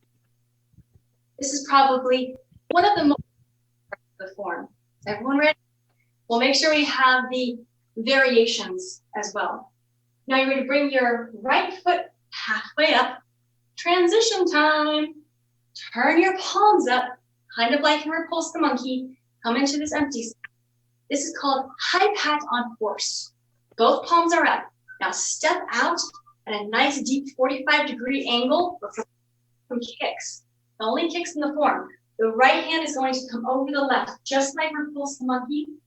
Then we're going to circle, bring the hands in, bring the leg up, and then extend. Okay, I have been doing this for 20 years, and I'm not over 31. So for those of you who are just starting, this is perfectly acceptable. This is where most of us start, okay? So make sure that you find that comfortable place where you are performing a kick, but you are also strengthening the leg muscles that require you to do the stability exercise. Now, really quick, if you do not feel comfortable with the balance here, it is perfectly okay during this part of the form to stabilize yourself with a wall, with some kind of stable piece of furniture. Safety first always, guys. This is a lot of fun doing the kick, but make sure you are in a comfortable place for you. So we're kicking, we come back, block the knee, step out, punch the ears. Now we're going to go to the other side. Circle, bring the hands up, knee up and in, and extend. Bring the knee in. Now this is the second hard part of this form. You're going to be making the crane's beak and blocking low, and a snake creeps down. And I totally understand not everyone's going to come down all the way. So it is perfectly okay when you are starting this form that you do the kick like here, and you do the snake down in just a low lunge. Okay, so let's go ahead and go over that again. There's quite a few technical pieces as we shift to prepare for even some of the more elaborate moves. And good, we still have a little bit of time. So here we go. We just did wave hands like clouds for the last time. Make the speak with the right hand. Bring the left hand up, ready. You're in an empty stance now with your left foot, ready. Step out with the left heel into a nice, solid single whip, okay? Single whip right here. Step up, turn your palms over, block down, circle. Bring your hands crossed and in, leg up and in, wherever that is comfortable for you, and extend. Block the knee as you come down, step with your heel, punch. You guys can see that. Are you guys seeing it okay? All right, good. Punch the ears. Now we're going to do the same thing on the other side. Circle, turn your right toe in to help us get to the other side. Come up onto your left leg and extend. Okay? Now, as we extend, we're going to make a crane's beak. I would really recommend you step not only out to the side, but a little bit back. This allows your hips to open up so you can hit the snake creeps down scoop in a really solid stance and you won't be off balance. It won't feel as awkward. So if you're trying to do, and you're stepping straight to the side, instead of back a couple of degrees, then I suggest moving that leg back a little bit. Snake creeps down, come up to golden rooster, stands on one leg, okay? So left hand is down, right hand is blocking up, right foot is up, your knee is up. We bring down the right foot, make the crane's beak with the left hand. Come up, prepare for snake creeps down on the other side. Creeping down, shifting, coming up to another golden rooster, stands on one leg. Okay. Now step down, make the ball on the left side with the left hand on top. Step right. And this is the first. There and weaves the shuttles, and you guys are getting really close to the end. Whew, get a drink if you need it. I do.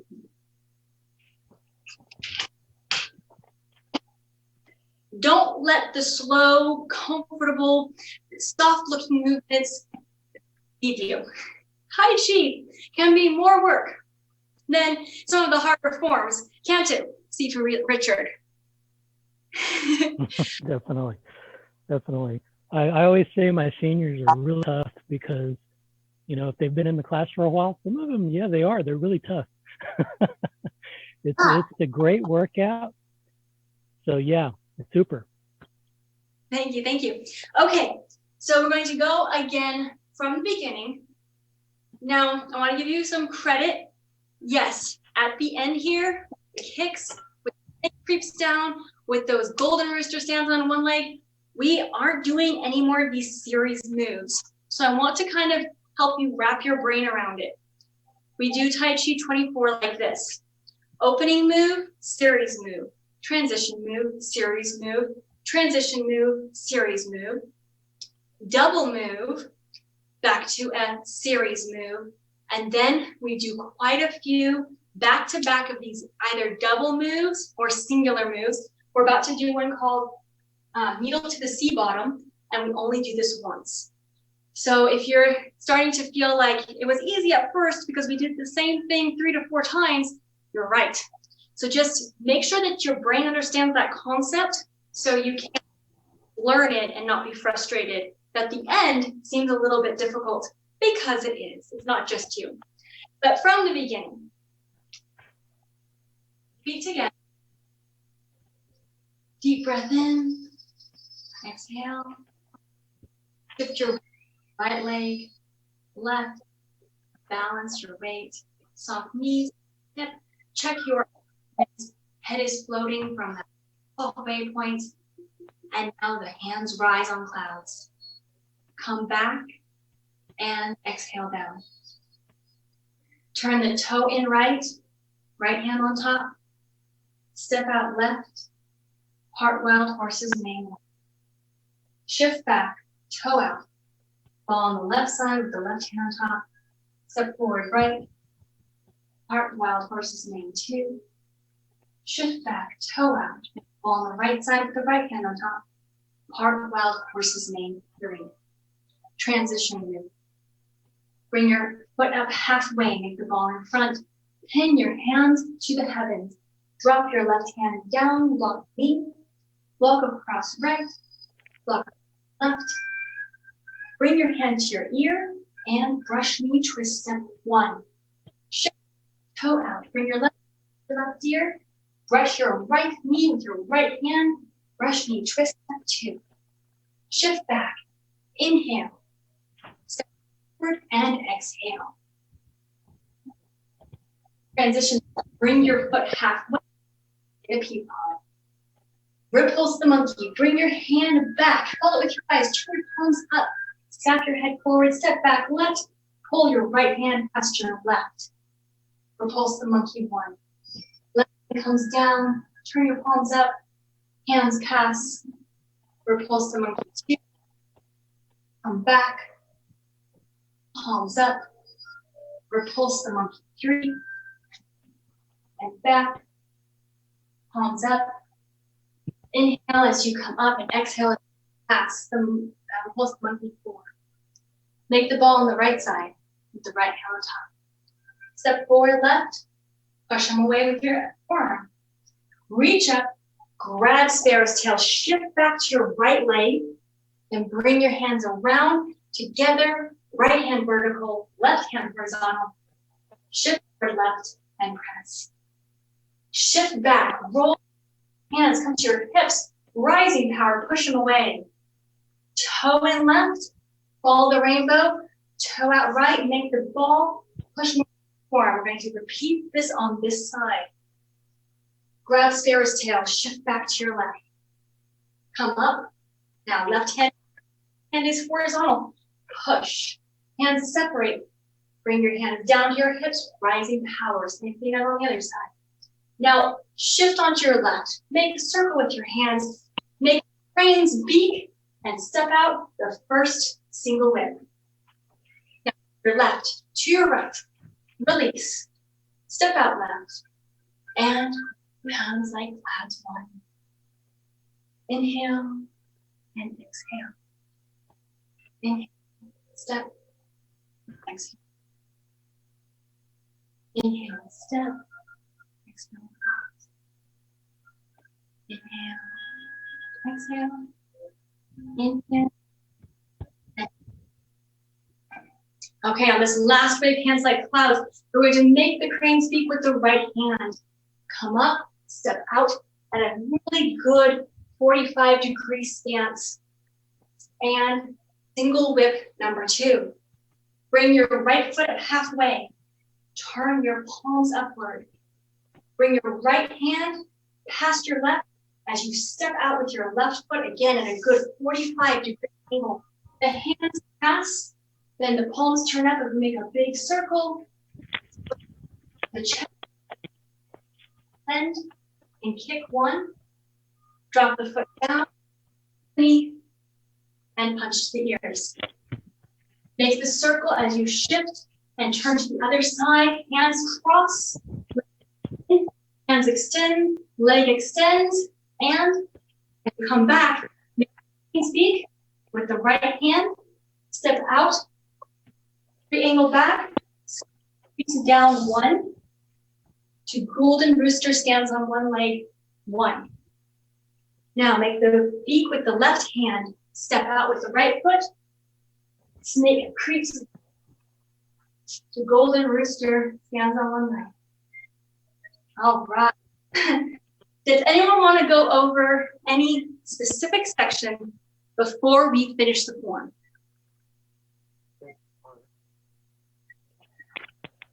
Everyone got it. Everyone? Perhaps this part I don't get. Is it grab sparrow's tail, Sifu, Richard? I can't hear you. I have the. But yeah, sorry. This part where we're like turning and we're doing this or something. I didn't quite catch that part. Is it this part that you're talking about, or is it this part? Yeah. I'm sorry. The last one right there. Very good, very good. Let's do that one again. That one, some of the most power, some of the most energy release. Okay, so we just pushed them away. So now we're going to go in right and start shifting to the left leg and bring your hand across. And then we bring it in towards our body, make the crane's beak. So push, across, in, and crane's beak. So it's a big circle. It's like gathering all this chi from the universe and ready to do our amazing kicks and speak creeps down sequence. So let's go ahead and do that slower a few more times. So we're at the punch. Toe in right. Your hands are extended. They come down as you shift onto your left leg. Back in the body as you shift back onto your right leg. And then you make the crane and prepare your left. Push. Shift left. Turn your right foot, shift back, and crane speak. Let's go ahead and do that a few more times like an exercise. We're going to inhale. And then right here, we're going to exhale. Again, with a push. Toe in right. Inhale, circle. And exhale. All right, one more time. Push. Toe in right. Inhale. And exhale. Does that make sense? Does that answer your question? He said yes. Like that. That's okay. So let's go ahead and let's take it to the end. We have about 15 more minutes, and taking it to the end will allow us to go over it once or twice all the way through. Okay, so we just did snake creeps down, golden rooster one leg, snake creeps down two, golden rooster stands on one leg. We're at the fair maiden leaps through the shuttles, is the move called sequence. And this is a double, so we're going to have two sides. Step out left hand on top, making the ball. Step out right. And what you're going to do, I'm sorry, I'm facing the wrong way, is you're going to have your right hand at about eyebrow height.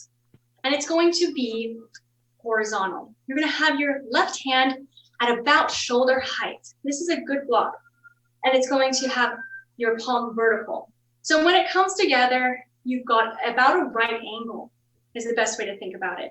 And try to keep your elbow down. So here we have, let's do it this way. Make the ball, step right, fair maiden moves the shuttles. A few more times. Make the ball, fair maiden. Make the ball on the left hand on top. Now right hand, hopefully you can see this, right hand passes the left, and now right hand is on the top. So when we first make the ball, the left hand is on top. Step. There's a little rotation of which hand is on the top. Then we're going to use our hip to gather that ball on the right side with the right hand on top, and then do it to the other angle. Okay, so as we step left on the other side, left hand is horizontal, left hand is on top, right hand is vertical, right hand at the shoulder. So the way it will look in the form, we go, see here, left with left top, and step, fair maiden reaches the shuttle to this corner, make the ball, and fair maiden reaches the shuttle on. Okay, that's a little tricky because you have to rotate your hands, but I think if you can be aware of the hands switching, and remember that when you have a ball, it's almost always, if the right foot is in front, your, let's see, if your weight is on your right foot, your right hand is on top, okay? If your weight is on your left hand is on top. That's almost a constant rule of thumb. So here we go. Fair maid weaves the shuttles. Shift back, make the ball. Fair maid weaves the shuttles. Now what we're going to do is a half step up, and you're going to do a pistol squat. So those of you for fitness, the one leg squat. Go down as far as you feel comfortable. This is an opportunity to make your right leg a lot stronger though. So needle to the C bottom is like a one-legged squat. We're going to be coming down and bring your needle to the C bottom. So the hands look like so. So for those of you who are still developing the entire pistol squat, you can just come down with a little empty stance. Needle to the C bottom. So the left leg is going to be an empty, and the right hand is going to be diving down. So quite simply, you're going to be attacking probably one of your opponent's pressure points or more vulnerable areas with this, as you have taken them down to the ground with the previous moves. All right, we're almost done, guys. So needle to the C bottom, put your hands like so. Left hand is, right hand is horizontal. We're gonna do something called fan through the back. Step, shift, your hands separate. Turn your left toe in, block down with your, block across with your, block with your right, block across with your left, step forward, left, punch with your right, wipe off, roll back, push, follow the rhythm. One more time. Bring your left foot to the right, cross hands, separate, and rise. We did that quickly because I wanted you to know that we were at the end. So you weren't just let on. So I'll go over that again though, don't worry, we'll go a little slower this time. So here we have the last golden rooster stand on one leg, come down into make a ball on the left side with the left hand on top. Step out right, fair maid leaves the shuttles. Right bow stance, right foot is in front, right hand is horizontal and on top. Left hand is vertical and at shoulder height. Now toe in right, make the ball on the right side with the right hand on top. So you're going to be more like a toe up as you step onto the right foot and fair maid leaves the shuttles on the opposite angle. Left hand on top. Left hand horizontal, left foot in front. Slide up a half step with your right foot. Push down with your left, and then drop down in a left empty stance. No weight on your left foot as much as you can. Right hand dives down, go as low as you can. It's a great strengthening exercise. Now, hands come together. Left hand is vertical, right hand is horizontal. Step out left. Shift back to your right leg. Toe in left. Block down right. Across left. This foot turns, preparing you for your left step and punch.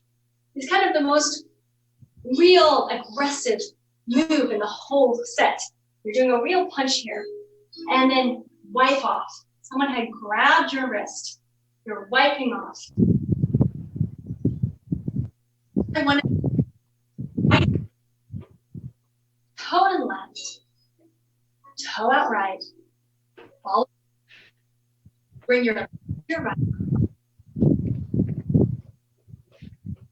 and back. Okay, does anyone have any questions about that last section? Besides just needing to repeat, I hope that everything was clear. Let's go ahead and go nice and slow, breaking it down from the beginning at least one more time. You might be able to get, well, it takes about. Okay. Let's do some good breathing. Inhale. Inhale. And exhale. Shift your weight to your right foot, step out left. Out, shoulder width apart. Balance the weight between your 2 feet. Sink your weight, comfortable height. Check your alignment. Make sure head is held high while your body is relaxed and sinking down. Inhale as your hands come up. Raise hands like clouds. Exhale as they come back and drop down. Toe in right. Make the ball on the right side with the right hand on top. Step out left. Shift onto your left foot. Hand comes out. Right down. Heart wild horse's mane 1. Shift back, toe out. Shift onto your left foot. The ball on the left side with the left hand on top. Step forward right. Sink on to the right foot. Bring your right hand. Shift back, toe out. Inhale, ball, right hand on top. Step out left and exhale as you part wild horse's mane, number 3. Bring your right foot in a half step. Make the ball in front. Bring your left hand towards your right hand. Your right hand runs right up to the heavens. Left hand drops down and blocks the knee. Right hand comes across the face. Left hand comes across the face. Bring your right hand to your right ear, step out. Block the left knee with the left hand. Out with the right. Exhale. Inhale. Bring your left hand to your left ear. Step out right. Push away with the left while you block the right knee with the right hand and exhale. Brush knee twist step. Shift back. Right hand to the right ear. Exhale as you push away. Foot up, half step. Left toe comes up in an empty stance. Play the ping-pong. Bring your right hand down. Follow it with your eyes till it's shoulder height. Look forward, turn your palms upward. Step back left. Right hand comes by the ear, passes the left hand. Repulse the monkey one. Left hand comes down. Turn your palms up. Left hand comes past the hands. Repulse the monkey two. Right hand comes back. Palms turn up. Step back left. Repulse the monkey three. Left hand comes back. Palms turn up. Step back right. Repulse the monkey four. Make the ball on the right side with the right hand on top. Step forward left. Push away with your forearm. Reach up. Shift onto your right leg. Grab sparrow's tail. Bring your hands together. Right hand vertical. Left hand. And press. Roll. Shift toe in left. Follow the rainbow, toe out right. Bring your hands into a ball on the left side with the left hand on top. Right foot steps out. Push away with your forearm. Grab sparrow's tail. Roll back. Bring your hands together and press. Roll back. Bring your hands to your hips. Push away. Now shift onto your left. Make a big circle. Shift back to your right. Make the crane's beak with the right. Step out with the left and push away in your first single whip. Bring your right foot halfway up. Turn your palms upward and high pat on horse. Step heel first. Hands pass each other and then come into a big circle. Bring the chi into your kick. Bring your hands crossed and folded in front of you. Bring your leg up and extend both at the same time. Bring your hands in, block the knee, step forward left, punch the ears. Big circle, toe in right, come up onto your right foot, cross your hands and extend on the left side. Come back, make the crane's beak on the right side, step out with the left foot, snake creeps down one, forward, to golden rooster, stand on one leg. And come back, make the crane's beak on the left side, step out right, snake creeps down two, to golden rooster, stands on one leg. Make the ball on the left side with the left hand on top, step to the angle with the right foot. Prayer made use the shuttles. Shift back, toe in. Make the ball on the right side with the right hand. Step to prayer made use the shuttles. Now, way up. Empty left. Push down with the left hand as you go needle to the sea bottom with the right. Back up. Your hands are perpendicular at about a right angle. Stepping left, shifting to your left foot. Hand to the back. Toe in left. Block down right. Block left. Step forward left. Parry and punch. Wipe off. Roll back. Rising push. Toe in left. Follow the rainbow. Left foot to the right. Cross hands. Now as your hands come down, you rise to attention and bow. And that is the Yang style 24 simplified. Does anyone have any questions? Looks like everyone's doing really, really good. All right. Well, I'm going to send this back to Richard and Rick. Thank you so much for letting me share that with you. If the first time you didn't get it, believe me, it'll be very unusual. If you did, just go ahead and keep learning from instructors, from this video. And I hope that that brought value to you. Awesome. Thank you, Liz. Thank you so much. I'm off of the ear pod now because I'm using the resident speaker. Thank you. And Richard, I don't think anybody can call Elisabeth lazy. Great job. Thank you so much. Nope. No martial artist is really lazy, right? That was great. Yeah. When you do it, it kind of changes your perspective, doesn't it? I don't know if you heard me. You're a little bit Richard, you're cutting out a little bit. Am I? I'm about to show over to another ear pod because It's slowing. Actually, it's slowing you down. That's what it's doing. Is it? Okay. Let me switch over to this other pod and maybe it'll better. Why don't you go ahead and do something?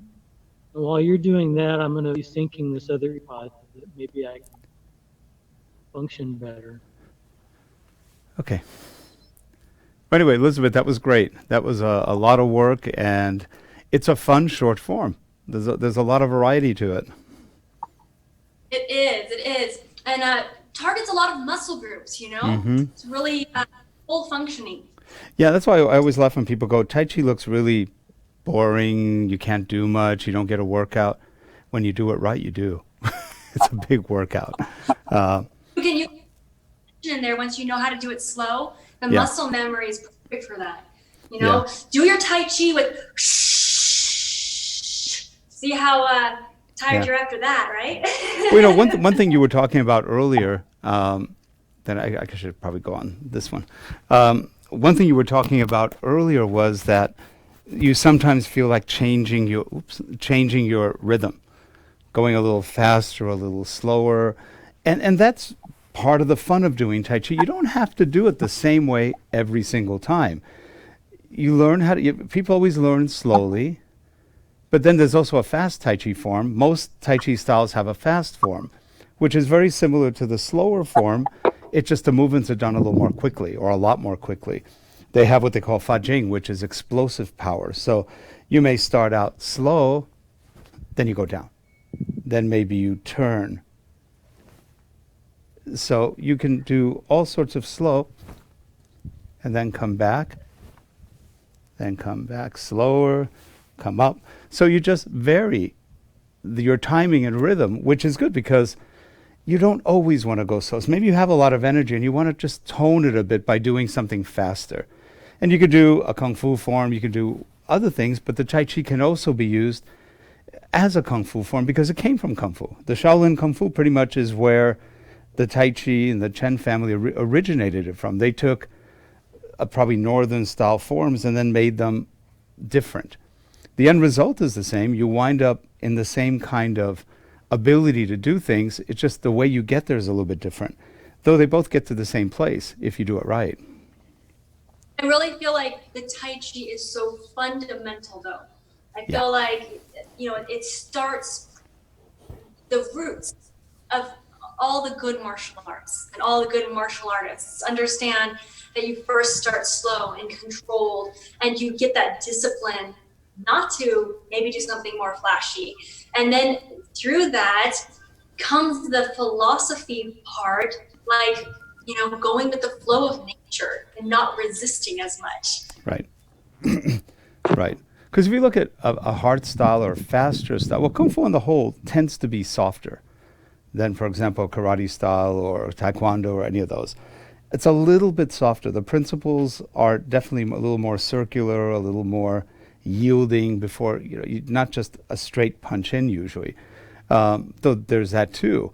But when you combine the two, it's actually quite a good combination. And really the Tai Chi done right has both. So you really get a full system without having to learn 100 forms. I've never been the biggest fan of having to do 50 forms, which are all variations on a theme. They're so close, it's like, but that's just personal taste and what you like in something. When I did Northern Shaolin, there were 10 forms, 10 long forms, and some of the forms are very long. Do you need it that long? It's a good workout, but you don't need it that long. And really, all of the stuff that's in Northern Shaolin, for example, in the first 3 or 4 forms, all the moves are there. Then you just have varieties and variations of those same moves. Tai Chi is the same way. You could, if you look at short Tai Chi, it's no different really than the long Tai Chi, except you do less of it. There's less repetition. You don't do wave hands 3, 4 times. You don't do certain moves over and over and over again. So in essence, you're getting just a slightly shorter workout. And there are some people who say, well, you have to do it long. Other people say you should do it short. It's whatever works for you. And in today's day and age where people are very busy, we don't slow down enough. If you can get time to do a long form, great. If not, the short forms are just as good. You can also do them 2 or 3 times. Elisabeth, when I was watching, I was going, they'll be dead after this. Because that's a lot of work. Because in essence, you did it about 4 or 5 times from beginning to end almost. So you didn't do a 24 form. They did over 100 moves, which is quite a workout. That's quite a workout, which is good. Richard, are you still there? Oh, I thought there was movement, but no, I guess not. He's still setting up his thing, I think. He's still setting himself up. Okay. But no. Now, where did you learn Tai Chi, Elisabeth? I learned my Tai Chi from Grandmaster Sifu Tom Farrar, from the Mountain Institute of Kung Fu and Tai Chi, and I fell in love with it as an adolescent. And at one point, I did have my own school. My Grandmaster helped me set it up in Pine Mountain Club here, and I actually taught some people who won gold medals as we competed in China. Great. And I love this one story. This little girl, I think she was 7. I'll never forget. She would come to my Tai Chi class every day, and I worked with her, and she did the 24 as a competition, and she was the youngest person, and she did win a gold medal. And we also had the oldest person, and I will not take credit for that one. Grandmaster Tom taught her, and she took a gold medal as well. But Nice. From our school here in California, little town of Fraser Park, we had the youngest and the oldest individual at a Chinese competition winning the gold medals. So that was a very proud moment. That's good. That's really good. Did you learn the longer forms too, or just you stick to the 24? We did Hong Ping and Chang. Oh, you did Quan Ping. Favorite in your chi. You know what I mean? Yes. So always be trying to learn new things, but then some of them are in your soul, and the 24 is one of those that it gives to me now. At a certain point, you stop giving to learn, and it gives back. Mhm. So that's my favorite. Yeah. And just from experience, I think I started learning Tai Chi at about 18. And I think at 40, I sort of figured it out. Meaning at 40, it made more sense to me. I went to one teacher who was Wen Mei Yu, and she was a real stickler for form, very stickler for alignment and everything. And while my Tai Chi I thought was good before, I realized, I had a lot to learn. Now, I learned Tai Chi, but they weren't really Tai Chi teachers per se. They were Shaolin teachers who knew Tai Chi, and they didn't do it badly. But they weren't as focused on the principles of Tai Chi as they were more on the Shaolin type principles. So it's interesting. When you learn from different people, you get different approaches. And when I learned with Wen Mei Yu, it was interesting because it was a whole different way of looking at the form, at the simple things. I'll show you one, which some people do, some people don't, but it's real interesting. And she was talking about wave hands. Let's say you get here, and then when you step, first of all, this foot, my right foot is following my hand. When I come this way, I shuffle, and the foot is now again following the hand, and you sort of shuffle back. Again, the foot's moving. I don't know if you could see that. Let me go more this way. So if I'm here, I shuffle back, and then as I'm turning, my foot is following the hand. Turn, the hand follows, and again, shuffle back. So that's shuffling. So you're always maintaining that foot-hand alignment. And I've seen a lot of videos on the internet where very few people do that, and it's an interesting thing. She won a ton of competitions in China. She was from Shanghai, and her teacher was Grandmaster Ma, who was one of the top, I guess he was the inheritor of the style, of the Wu style. But it applied to everything. It was interesting because I was just practicing Yang with her. I was relearning my Yang style with her, and all those little, I mean, she was really a sticker for the little things. And it made sense after I learned it with her, relearned it. I went, okay, makes sense. This is good. It was just small things. But those teeny weeny things mean a big, it's sort of like having a fulcrum to move something. You know, you don't need a lot of force when you have the right angle to move something in physics. Well, the same with your body. Just a little bit of movement. A small alignment can make an enormous difference in the amount of power you generate and what you do. Absolutely. And like the monks say on the Wuding Mountain, the more that I have learned, the less I realize I know. Yeah, the old Socratic, that's Socrates, the old Socratic thing. I only know that I know nothing. And it's interesting, when you play with the form, I don't care how long you've done it, and that includes the masters, no matter how long they've done it, there's always something you get out of almost every time you do it. Something just slightly different, but that little difference makes you think, oh, wait, something. You can do it 1,000 times, and there's always a little bit that's revealed, if you will.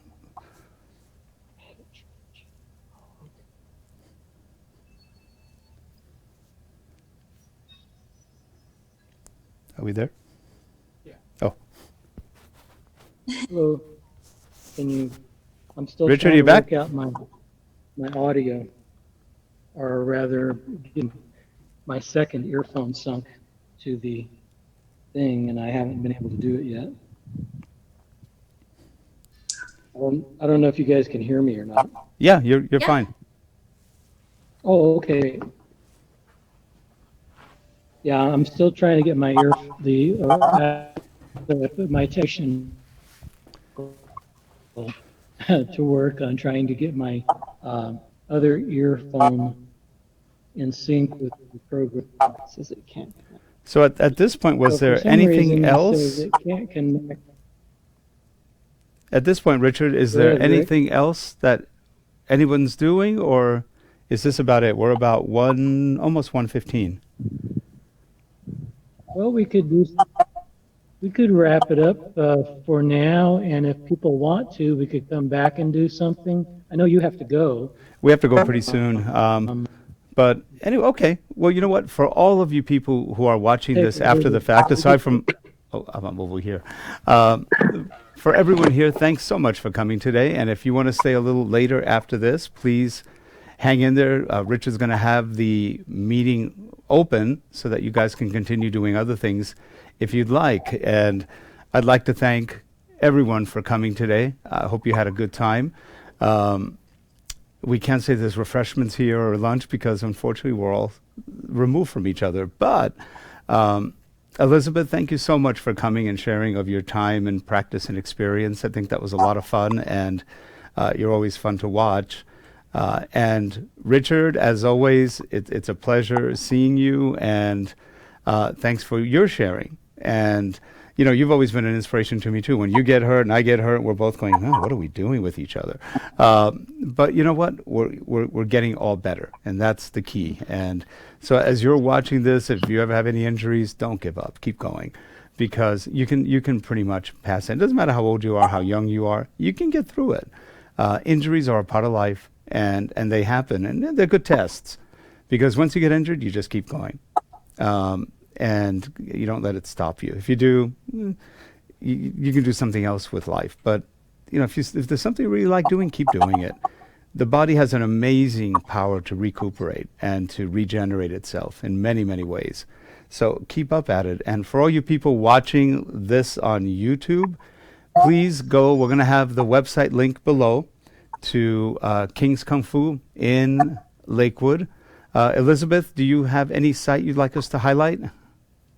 Be great. So I have also a YouTube channel, Lifestyle to Thrive, and you can follow me on Facebook as well. I have a lifestyle tweak Instagram, Facebook, and then you can also check in with me at Elisabeth Wales. If you have any questions, I'd be happy to answer them. Just send me a private message. Sounds great. And Richard, we will put the King's Kung Fu website underneath on the videos. Do you have any other site you'd like us to highlight? Well, everything we do is you can if you go to kungfu.com, there are links that will take you to all of those places. Did you get that, Harold? Yeah. Okay, we got it. So anyway, again, thank you so much, Did you get it? everyone. Okay, great. Thanks so Thank much, you, Rick. everyone, for coming, and Richard for Elizabeth. inviting us, and we look forward to seeing you again next year. Have a good one, everyone. So we'll stop the recording now. Definitely. We'll be Are we stopped?